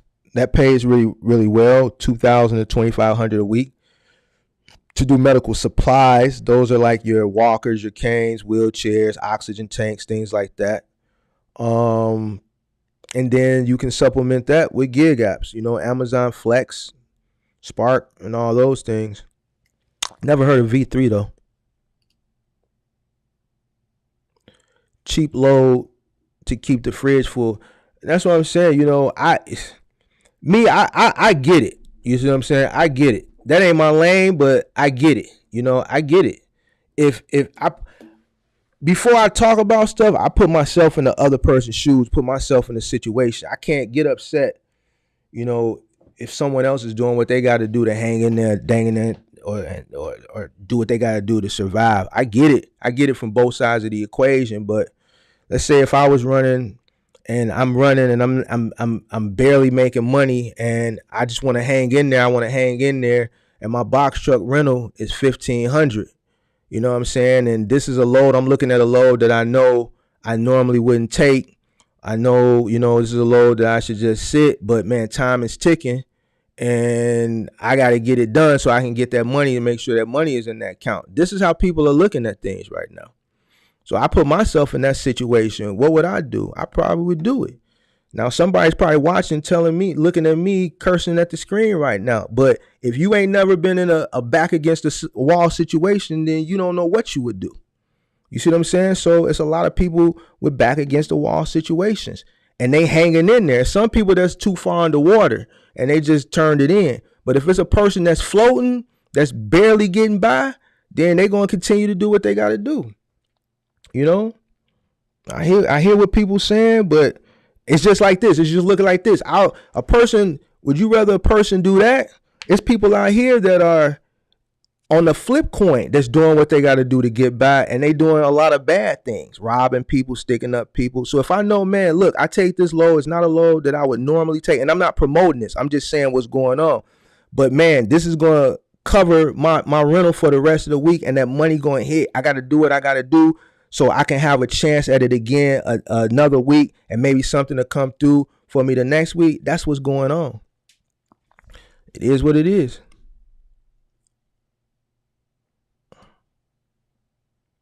I have a 40 by 70 barn that may work for cross docking.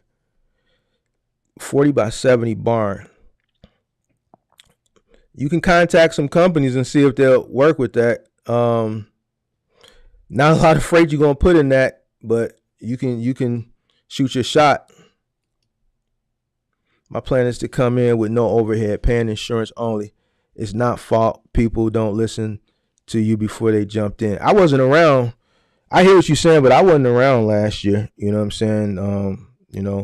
It's unfortunate, but how you enter the next go around, or how people enter the next go around, I guarantee you people gonna enter a lot more smarter. People gonna do a lot more due diligence. You're gonna have some people that's gonna still enter wrong. That's just how things go. You know what I'm saying? But it's a learning curve. A lot of people learned a valuable lesson. You know what I'm saying? Man, turn them rentals in, game over. They've been looking so thirsty. It's okay to exit and re-enter when market is better. I told people that. But some people are just hanging in there. So I look at it from all sides of the equation. I don't point the finger and bash people. Like I said, I see why some people are trying to hang in there. I think some people should probably exit, wait, re-enter. But I can see it from each person's point of view, and then I can see it from the point of view where people are saying, "Well, man, stop taking cheap loads." It's easier to tell someone to stop doing something if you got a little nest egg that you're sitting on and this person is not. That's just like telling the stick up man, "Hey man, don't go stick that person up." And he got a kid at home that's hungry and his ribs is touching, and ain't nobody out here giving him an opportunity, and he just got out the joint, and everybody looking at his record, and he's tried to do it the right way. And I'm not saying this is the right thing, but this is why some people go stick people up. You know what I'm saying? So I look at it from every point of view. So I get it from the point of view where people saying stop taking the cheap freight. I get it from the point of view where people taking it or why people are taking it. And then I get it from the point of view where people are exiting. You know what I'm saying? So who am I to judge? You know what I'm saying? Who am I to judge? But I get you, Jimmy. I think a lot of people just need to chalk it up and exit and re-enter because it's not going to get any better from here. But it is what it is, man. Some people are just gonna be 100% optimistic. They gonna run until they can't run no more. If the opportunity is there, if the money is there for them to keep running, they're gonna keep running. So it is what it is. But did I answer this one? My plan is to come in over. Yeah, I got that one. 40 by 70. But this 40 by 70, Danny, I don't know. That might not, I don't know. You can contact some companies that'll ship you freight cross dock, but man, you might need something a little bit bigger than that. I turned in my rental. I found an O2 Freightliner for $18K. My insurance dropped almost half. Yeah. The older the vehicle, the cheaper the insurance. Did you take a mechanic with you when you went and purchased that truck? Did they look at it, check it out really good? How's it running? How's it holding up for you? That's good. I'm glad you transitioned. And then that's another thing, man. Like, ain't nothing wrong with an older truck. I saw a video where I don't know if the person was promoting not to get an older truck or talking people out of getting an older truck, but there's nothing wrong with getting an older truck as long as you take a mechanic with you and they diagnose the truck there, take a look at it for you. There's nothing wrong with getting an older truck. Now, in some situations it may be because some of these accounts, depending on what you're running, have a limit on how old your truck can be. I know like GoShare, for instance, they don't want any trucks on their platform that are older than 15 years old. I know final mile companies back in the day used to trip on that, but not anymore. They need all hands on deck.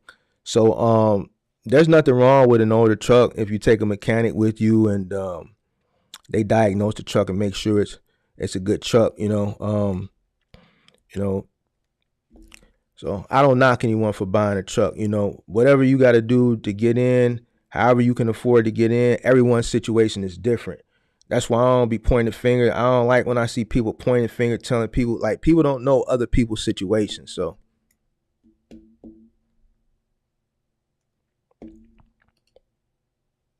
nice. That was smart, Mark. I remember this lady argued me down earlier on when I first started doing live. So this had to be maybe like in July, maybe August. And I told her, like, man, you might not want to get a new truck. These trucks are really, really expensive. You don't know if you're going to even stay in that long. And she said she wanted a new truck and like, if she went out and spent 125,000 on that truck then in August, and with these rates, the way these rates are now, then see what I'm saying? Like, you spending damn near $3,000 a month on a truck note, probably another $3,000 a month on insurance now. So now you're looking at $5,000 to $6,000 a month. It's a lot. It's nice. It actually drives better than the 2023 Enterprise had me in. That's good, Mark. I'm glad you were able to transition out of the rental truck and you went and bought your own truck. And you get into the money. You're saving a lot more money. Your insurance is a lot cheaper. So you're making more money. Your overhead is lower. So you're able to sustain, in this market where rates are very low, where a lot of people that have a high overhead are not. So that's good, man. That is very, very, very, very, very, very, very good.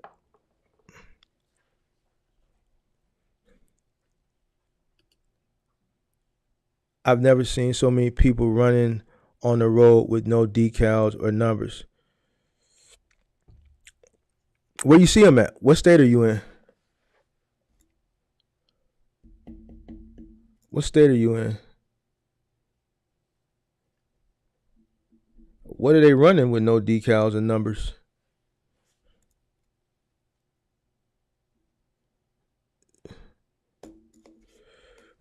I see it here on the smaller side, like on well, not too small, like on the 16-foot box truck side. You see a lot of that here with 16-foot box trucks. And that's because you got a lot of guys doing side jobs, doing unauthorized moving, doing unauthorized delivery. All this stuff is coming off gig-based apps. So I see a lot of that with 16-footers. I don't see a lot of it with 26-footers. I see it with 16-footers.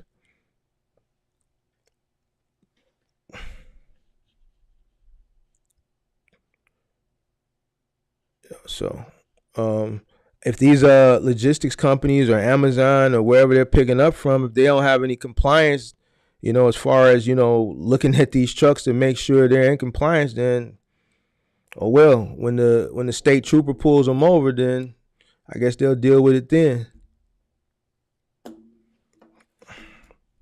I guess they'll deal with that when the state troopers pull them over. Alexa says she sees them every day in Orlando. Yeah, I don't see them too much with the 26-footers, but I see it with the 16-footers. 26-foot boxes, they running like they're using 26-footers like it's personal use. Maybe they're running jobs off the. Well, I doubt they're running off the because there's not that many there's not that much opportunity on apps for 26-footers. You got Mothership, you got GoShare, you got Curie, and what else? That's pretty much about it that I can think of off the top of my head. So I'm trying to think what they could be doing. What could they be doing? Because in order to get accounts, you gotta have your authority. Also, they can avoid weigh stations. Oh well. And this goes back to why I think the company that I talked about earlier, their transition. I think they were going to do it anyway, for the reasons that I gave earlier. And then I'm gonna keep it honest with you. Like in the last 2 years, a lot of the people that entered into the space just, the typical person that would enter into the space wasn't the typical person that entered into the space in the past 2 years. And I'm not speaking about everybody. All right. Some people just don't have integrity. Some people just aren't business minded people. And they're treating this box truck thing as a hustle. That's why I did that video. I did a video 4-5 months ago where I said that. Like I saw it then. Like a lot of people treat it like a hustle. It's one of those things where they can spend a little money, get in, and be their own boss, so to speak. But there was once upon a time where a person that was entering into this space had integrity. You know what I'm saying? A lot of people that entered into the space within the past couple of years, lack integrity. They lack just any type of business sense. So, and you see a lot of what's going on, like right now with those rental trucks, with what you guys are talking about. This all comes from that. So, the industry has definitely changed. It's definitely shifting. You see companies shifting too. They're correcting it. So, like I always say, don't put your eggs in one basket. I'm not gonna really expound too much on it. You know what I'm saying? I'm not gonna beat a dead horse. I told myself I'm not gonna beat a dead horse. When I say something, people can take it how they want or do whatever they want with it. I'm not gonna keep repeating myself, you know what I'm saying? Because a lot of stuff that's going on now, I've been talking about it. And then, people get confused and everything because you got other people saying other things. You know what I'm saying? So I'm gonna say stuff once, and the people who listen and choose to, listen to me, then cool. They gonna watch the content. But I'm not gonna try to instill what I know is gonna happen into people no more. I'm gonna say it once and I'm done. That's it.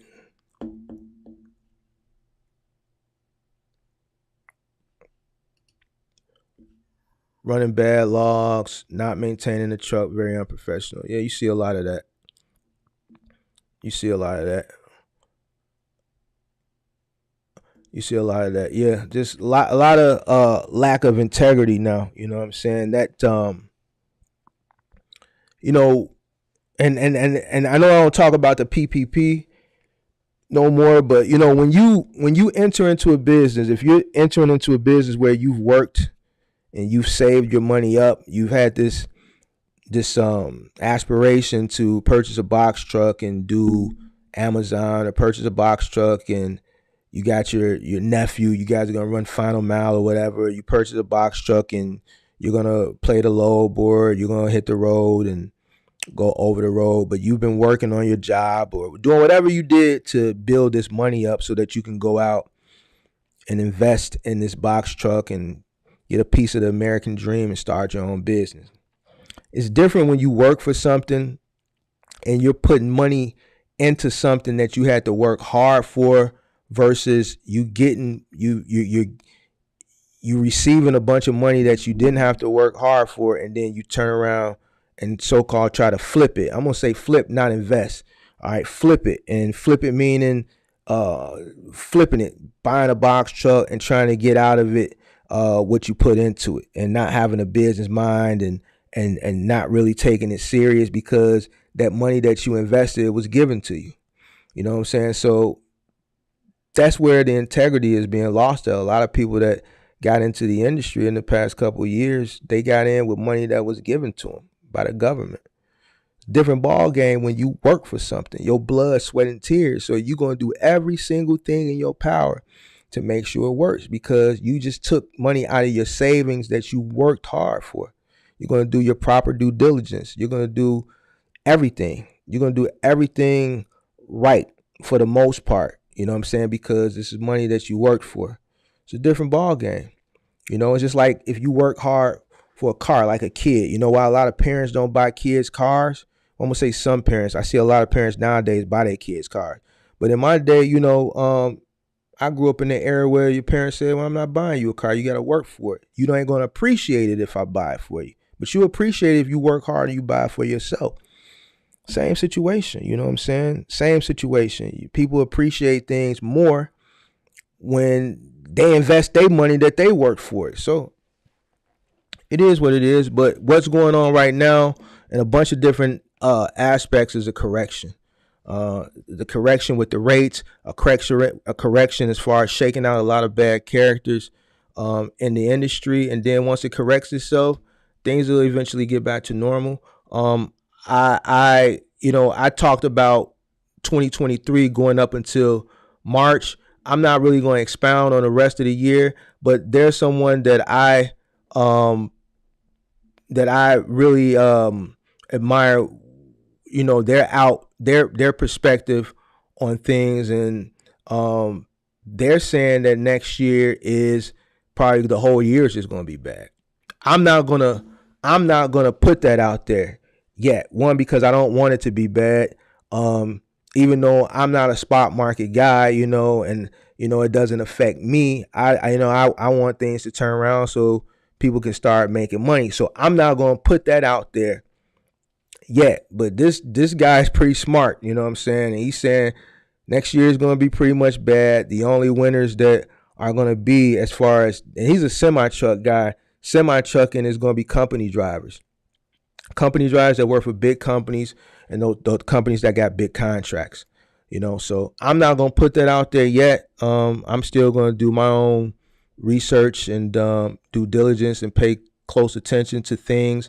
What I can tell you guys that ocean freight is steady declining. So inbound freight via the ocean is steady declining. That's not a good sign, because when that declines, that means intermodal declines, and then everything after that declines as well. So you want to see an uptick in ocean, but it's declining. So it's not a good sign. So that'll take us into Q1, like I said, but I don't want to talk about Q2 too soon. So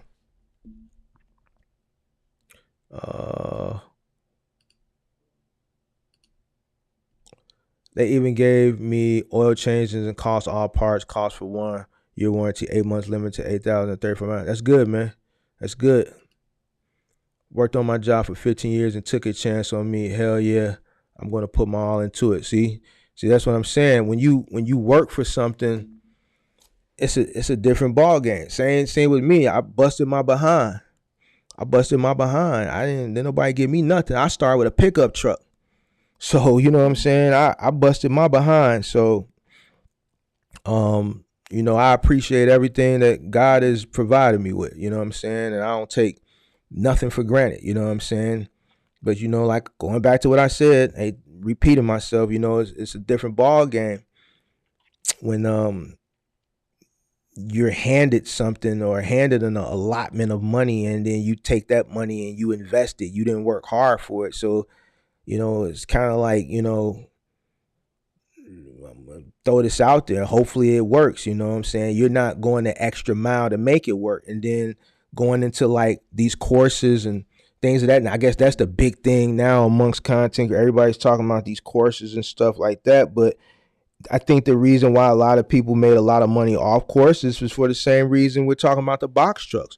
This is money that people got for free. They don't know any better. They don't know a lot of this information is free. So they'll go spend 2,000, 3,000, or whatever it is on a course because the money they didn't work for it. It is what it is. Money you work for, you're gonna hold it a little bit tighter to your chest. You know what I'm saying? You're gonna hold it to your chest a little bit tighter. Right, I'm going in on the 401k. See, you going in on your retirement, so you gonna pay attention to everything. So same here. Work all day to do gig apps all night in my Toyota so I could buy a truck. See what I'm saying? See, you guys are, prior to the pandemic, these are things. These were how people would enter into this industry, and it's going to get back to that. So right now, what's happening is people are getting shaken out. So it is what it is. But yeah, busting your behind, investing money that you worked for, it feels a little bit different, but you appreciate it more, and you also you do a lot more due diligence. You're gonna hold that money. You just ain't gonna let that money go. You know what I'm saying? You're just not gonna go to a truck dealer and just say, give me that one, because PPP and IO just put a bunch of money in your account. Man, let me do some research. I need insurance. They say I need insurance. Progressive. Oh man, okay, cool. I'm just gonna buy Progressive. No due diligence because that money burning a hole in their pocket. Oh man, I seen this guy on Instagram, on YouTube. They got a course. Man, how much is it? $700. All right, let me buy that, man. Cause that way, that's my cheat code. You know what I'm saying? So it's just like me. I'm not finna do that, especially if the money I'm spending, I worked for it. Nah, man, I'm doing a lot of due diligence. So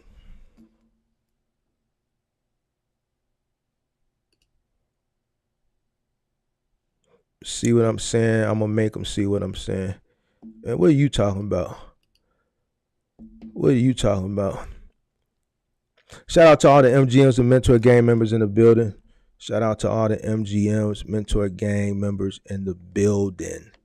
Yeah, so yeah, man. I hate to say I hope so, but people out here running it like a hustle instead of a business. Yeah, that's what I was just saying. But a lot of those people getting shaken out. I'm gonna go ahead and go on the record and say it, man. Skip it. I think a lot of those middle mile guys, for the most part, a lot of those middle mile guys, they pretty much out. I think the last of the last is holding on to Amazon Relay. I think the last of the last is holding on to Amazon Relay. And if it's like some guys that are treating the game like a hustle or treating the industry like a hustle right now that's running middle mile, when January and February hit, man, that's going to be the final. That's going to do it. January and February are going to do it. Probably for Amazon Relay too. A lot of people ain't going to be able to it is what it is. So I think January and February are going to shake out a bunch of people and probably be the last of the last. They are putting their hurting on the market. I think they are contributing to it. I think the economy is the biggest issue, and they're contributing to it. So applying for dedicated routes right now. That's good. Relay is effectively dead now. It's way oversaturated.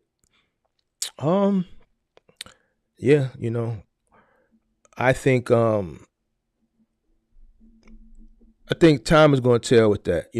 I've said what I said on that.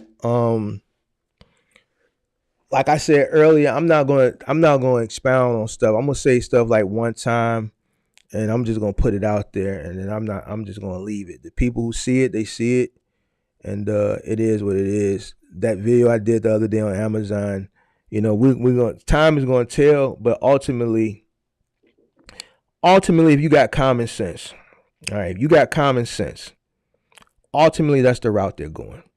They're piloting it for a reason. All right. Damn near they gotta go that route. There's not gonna be enough people. They don't have enough people now with the amount of people that are exiting. And then you got people that can't even operate. They can't even afford to operate. So Amazon has to do something they gotta take the bull by the horns. So they're gonna eventually, what they're doing now is they're turning into like the AFP and the DSP. They're gonna buy all the trucks, and you're gonna have to buy into that program. So you're gonna start seeing 26-foot Amazon box trucks running that middle mile from facility to facility and from facility to post office. They're doing it now. They're testing it now. They're piloting it now with the largest DSPs across the network. And as they source more trucks, they're going to keep funneling it. They're going to open it up to the rest of the DSPs, give them an opportunity to buy in, and then they're going to open it up to the public. And guess what? You know what? Instead of paying owner-operator $500 to run 100 miles, right, to drop off pallets, right, they got a contractor, a DSP, right, a middle mile opportunity DSP. That's what it's called, the MMRO program, middle mile route opportunity DSP.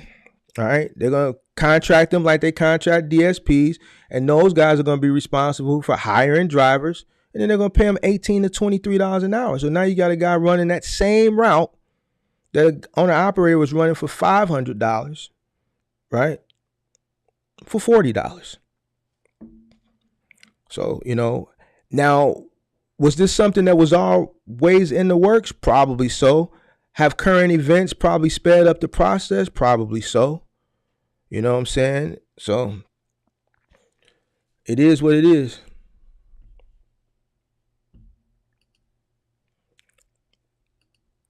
Kind of like USPS, but with their own trucks.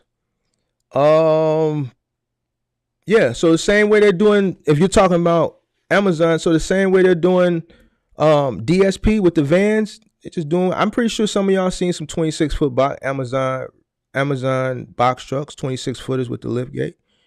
You know, the same way they run the DSP program, this is how they run in the MMRO program. It's just the beginning of it. You know what I'm saying? They're going to provide the box trucks. Okay, DSP. All right, this is the program. We're going to provide you starting off with 8 box trucks. It's going to cost you this much to buy it. Here's an application. You're going to need $20,000 liquid. We need to see $150,000 in assets. Fill out this application. We're going to run a credit check. Blah, blah, blah, blah.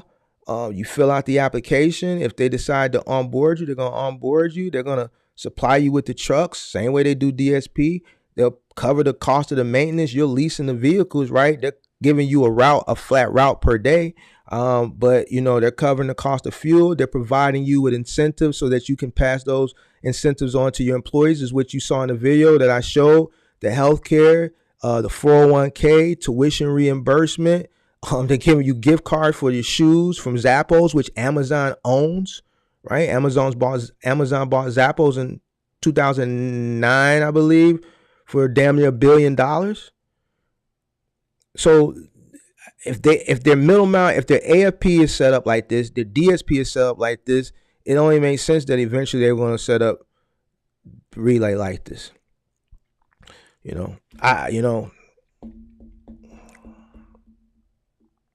They're already offering it to current DSPs. I don't know if you watched the video I put out the other day, but if you didn't, watch that video I put out Sunday morning. Sunday, it's up there. Middle Mile Route Opportunity. That's the name of the program. So right now they're offering it to select DSPs across the country, and the ones that they offered it to that are running it are the top DSPs. Matter of fact, let me I'll just do a screenshot real quick. Hold on, let's go on Indeed real quick, and we'll show you that they're hiring. Hold on. Let me get rid of that. Let's do this. Indeed. I showed it in the video, but you must didn't watch it, so check it out. Let's do this real quick. Let's take a look. Real quick.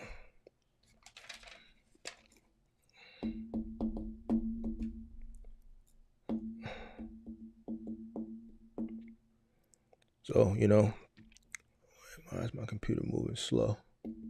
Hit that like button, guys, for me. Hit that like button. All right, let me pull this up real quick. Let me kill that. Let's see.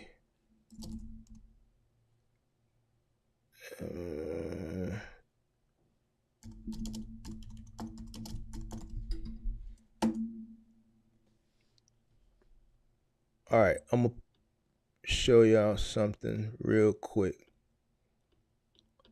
Let me share my screen.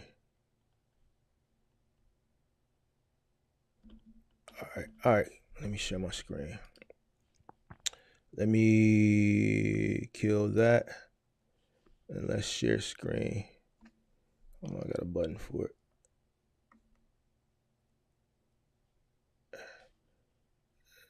We want to share Safari.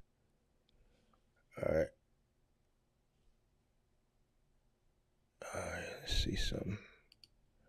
All right, so right here, you see UGO Logistics night shift delivery driver with $1,000 bonus, $20 to $23 an hour.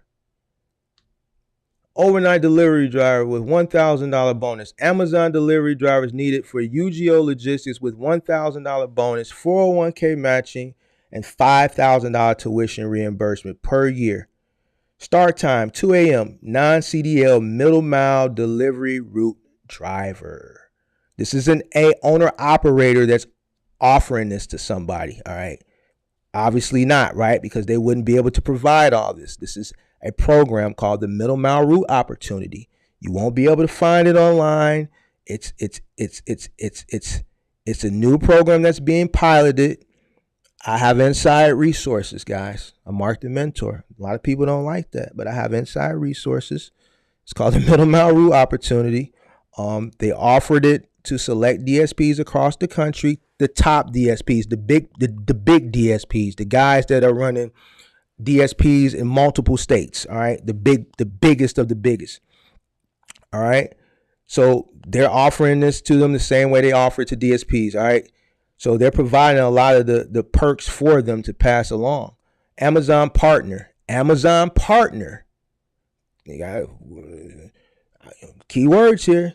Looking for qualified overnight route drivers. Our middle mile delivery associates strive to take care of our customers. Drivers will deliver pallets overnight in a 26-foot box truck to and from delivery stations. Here's all the qualifications. All right.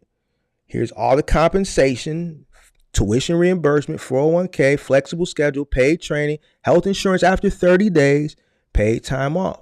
This is nothing for Amazon, guys. Amazon went on a tear buying health insurance companies, 4, 5, 6 years ago. They were buying these health insurance companies for a reason, so that they can do things like this, offer this stuff at a discount. It's not costing them that much because they own the companies. All right. Health and safety are always a priority. Amazon delivery service partners. Listen, health and safety are always a top priority for Amazon and the delivery service partners, DSPs. Amazon contracts with, in partnership with one another, Amazon and the DSPs continue to consult with medical and health experts and take blah, blah, blah, blah, blah. So we can keep going on. Let's see. That was one company, UGO. Here's another company, Bear Down Logistics, middle mile driver, 26-foot box truck, $20 an hour, Newton, Connecticut. This position is a third shift position, overnight, walk-in interviews every Monday and Wednesday, 8 a.m. to 11. Amazon, Bear Down Logistics, which is a DSP. This position is a third shift overnight. Routes are midnight until around 11 a.m. Drivers hired for this role must be 21 years of age, drug test, clean driving record, no DUIs, blah, blah, blah, blah, blah. The same stuff that you got to do to drive a truck. Benefits are paid $20 an hour. See, they're paying $20 an hour. 401k, dental insurance, health insurance, paid time off, vision, 10-hour shift, night shift, weekend availability. All right, we can keep going on. Let's see who else.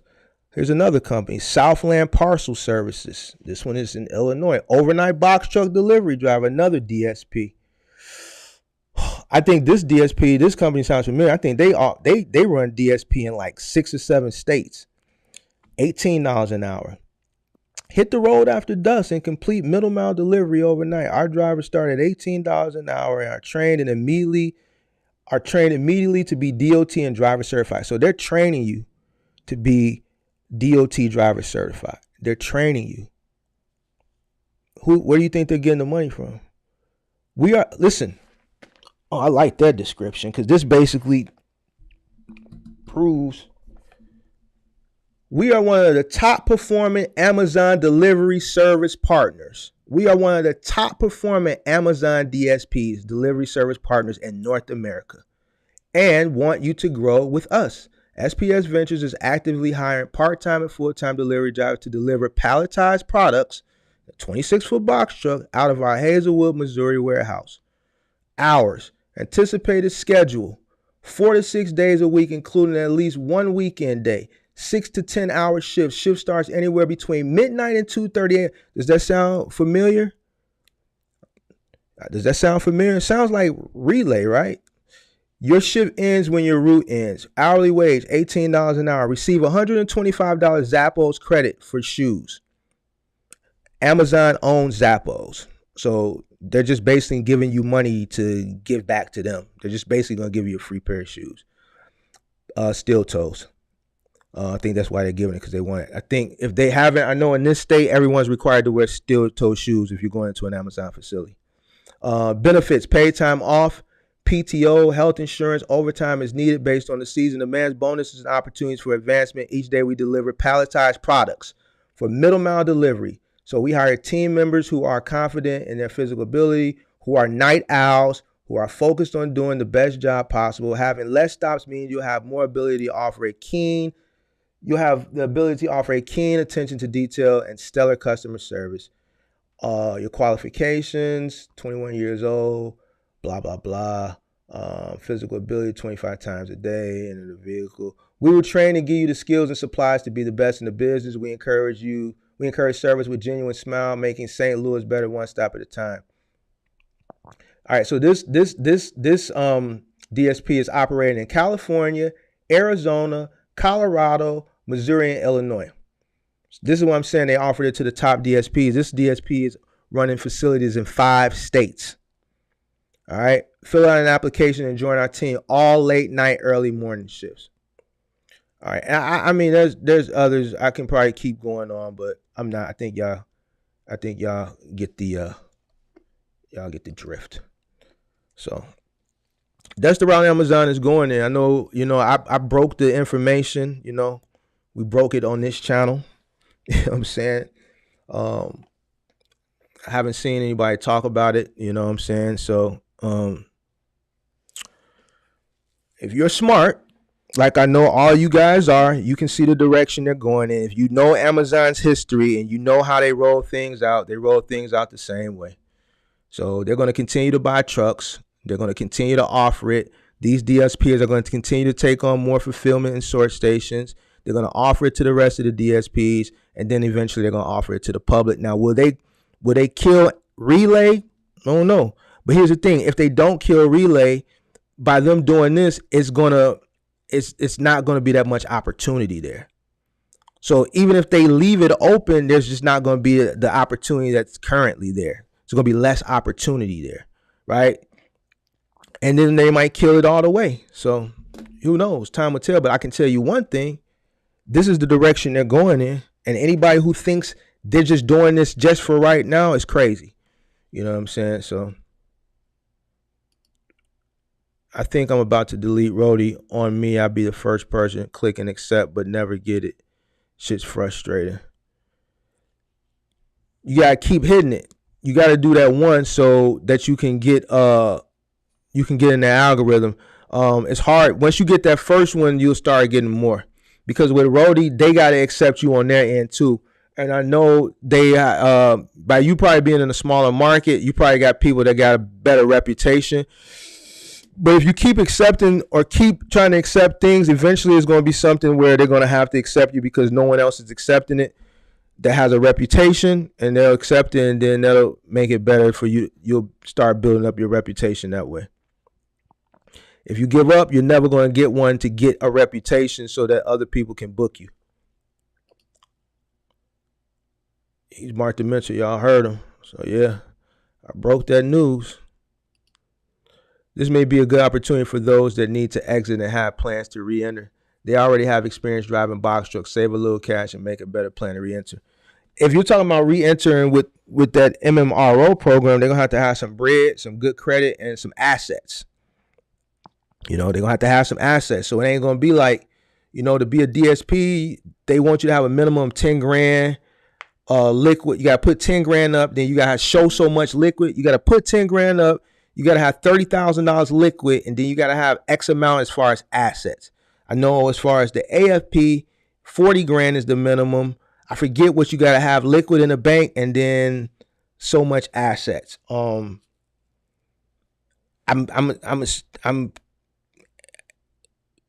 for this program, since it's 26 foot box, vans, box trucks, semi trucks, this would be in the middle. So probably going to be, and I'm just making a guesstimate, making an educated guess based off the other two platforms, vans and semi trucks. The box truck being in the middle, you got 10 minimum, 40,000 minimum, probably somewhere between 20, 25,000. They're probably going to want deposit.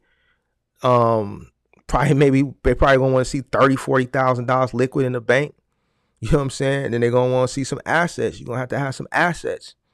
You know what I'm saying? And you're going to do that credit application. They're going to make sure, they're going to vet you. They're going to make sure that you're capable of running X amount of trucks.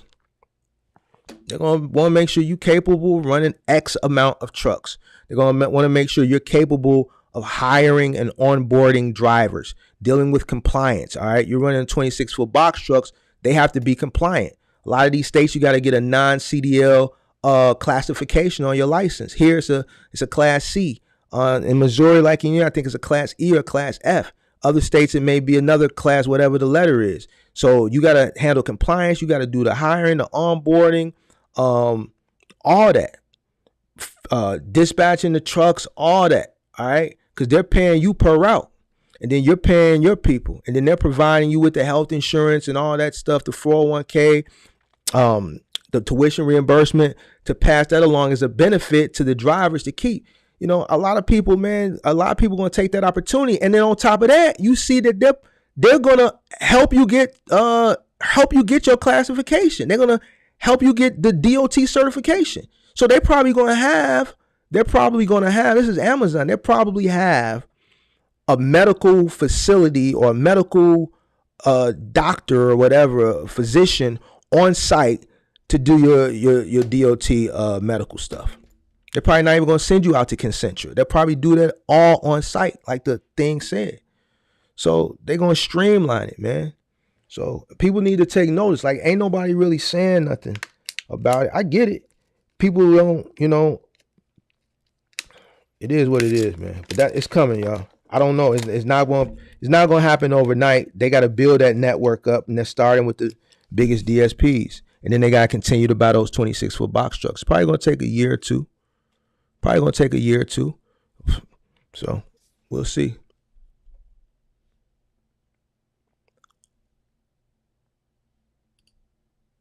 I think the Rotary Act works on the more you accept gigs, the more you see available. Maybe that's just so the more you accept gigs, the more you'll get accepted from the other end, because they have to accept you too. It's not a one-way accept. You see it, it's a race to see who accepts it first, and then you get it. So once you accept it, the retailer is looking at all the people who accepted it, and they're looking at the reputation of each person. Obviously, they're going to go with a person who has a better reputation, you know what I'm saying? But if it's one of those situations, let's say you're out working and it's a snow and no one's out working because it's snowing, but you say, I'm gonna go out and get this money and keep my fingers crossed and pray that I don't get stuck in the snow, and you're the only one out there, you might be competing with less people. So now they have an obligation because someone orders something that's waiting, that they got to go with you. So you may just have to wait for the right opportunity to come to accept something, so that that the people, the retailers, can see that you've accepted a load and you're capable, and you're going to go and actually drop the load off. There were some things that happened here in this market at a Walmart on Spark for Black Friday or Cyber Monday. There was a 5 Spark drivers rolled off with like some Oculuses and like some PlayStations. So like 5 different ones didn't make the delivery. So it baffles me that people ordered PlayStations and Xbox Ones on Walmart for delivery from a gig driver. And they said it was this one particular Walmart here, 5 different Spark drivers didn't make the delivery, and it was for all high ticket items: PlayStation, Xboxes, and Oculuses. So once you accept something, you actually drop it off, then it'll build your reputation up, and then retailers accept you more.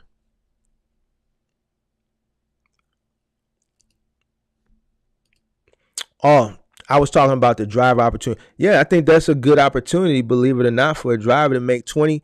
And here's the thing, and like all that, like that's going to cut down on all that complaining.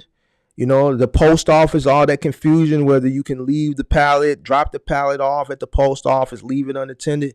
Listen, if you're making $20, $21, $22, $23 an hour, and you get to the post office, they tell you to wait. It's a different ball game now when you're on the clock. You getting paid to sit there. You know what I'm saying? I understand when you're your own owner operator, it's your truck.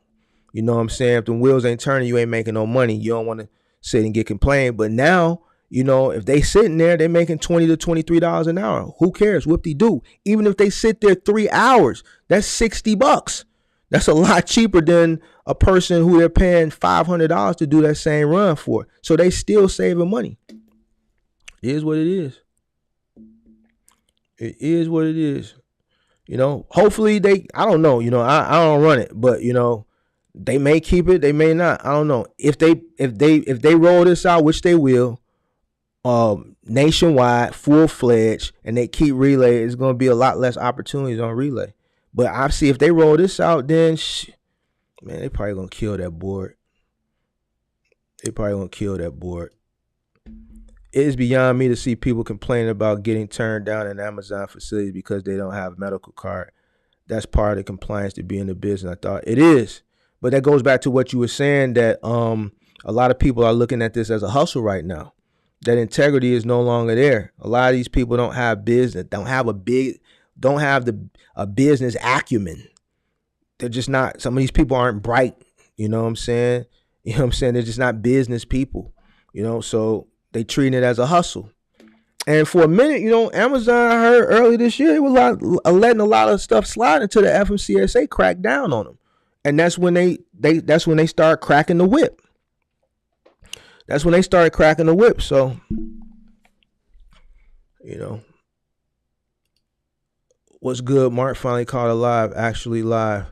What's up, Cantrell? Appreciate you for checking in, man.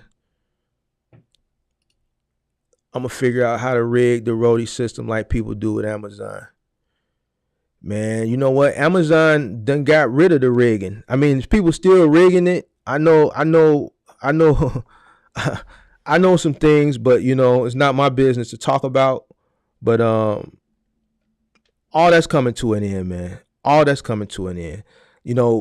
Nothing lasts forever, especially if it's not right. If it's not protocol, if it's not, if you're not running the way they designed to run, if you're cutting corners and things of that nature, those things don't last forever. You know what I'm saying? It's not. With this MMRO program, eventually, they're going to control it like they control DSP and AFP. It's going to be 26-foot box, Amazon box trucks running, and it's going to be a DSP controlling it. So they're starting it. It's already started. So they're just going to continue to build it, and that's going to be it. And they're just going to they're probably going to ultimately phase it out. They'll probably ultimately phase out the board.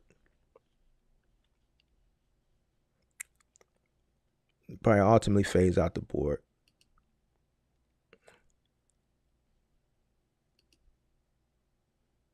The more you do, the more you get to see, right?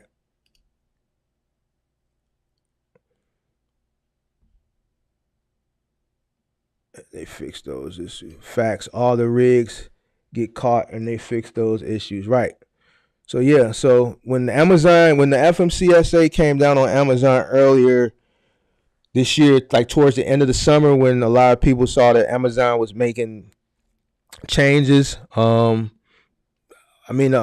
information is out there. You can go look it up yourself. So the FMCSA came down on them. That's when they started tightening up on them safety scores and all that stuff. That's because the FMCSA came down on them. They were lacking as far as compliance is concerned. So started cracking that whip. And, I think all of that plays into part on the future of that actual lane with Relay and what's going on now. And I'm curious to see how it turns out. You know what I'm saying? So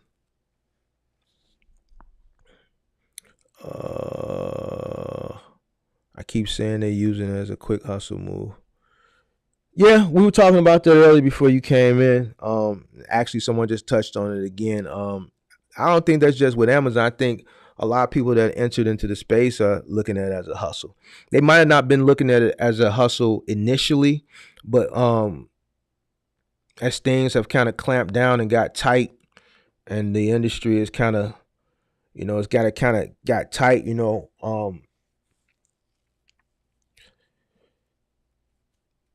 if you lack knowledge on how to maneuver in the industry during a tight crunch, you got a lot of people that are doing a lot of what I said earlier was people are operating with a back against the wall mentality. All right, you got a back against the wall mentality. So, when people got their back against the wall, they'll do whatever they got to do to get to wherever they got to get to. So cutting corners. So you got a lot of cutting corners. And it is like they were talking about people running with no DOT, blowing through weigh stations, no medical cards. We talked about a lot of this stuff. It got brought up before you came in. This is just the way people running now, man. So people are down to their last, and you're going to see a lot of people exiting this month. You're going to see more people exiting next month. And basically what's going on is a correction. A lot of the people getting shaken out. That's going to happen. And then once things change around, you'll have the typical normal people who are business people who invested into their business with their hard-earned money. Like, some people saying they pulled out their 401k. saved up, things of that nature. Those are the people who take things more serious. They don't treat it like a hustle; they treat it like a business. So, the shaking out is going on right now. A few more months of that, and then probably be back to normal as far as people operating with integrity and professionalism is concerned. Now, as far as the market, that's another story. That's another story. All right. Any more questions? Shout out to all my MGMs in the building. Shout out to Pippi. Shout out to everybody that came out tonight and engaged. Hope everybody's holiday is going well so far. Hope everybody's staying out of trouble. Hope everybody's making money. Hope everybody that's not making money is looking at transitioning. Hope ain't nobody out here still renting a $1,500 box truck, $2,000 box truck. Yeah, so if there ain't no more questions, I'm gonna get out of here, and then I'll be back Thursday.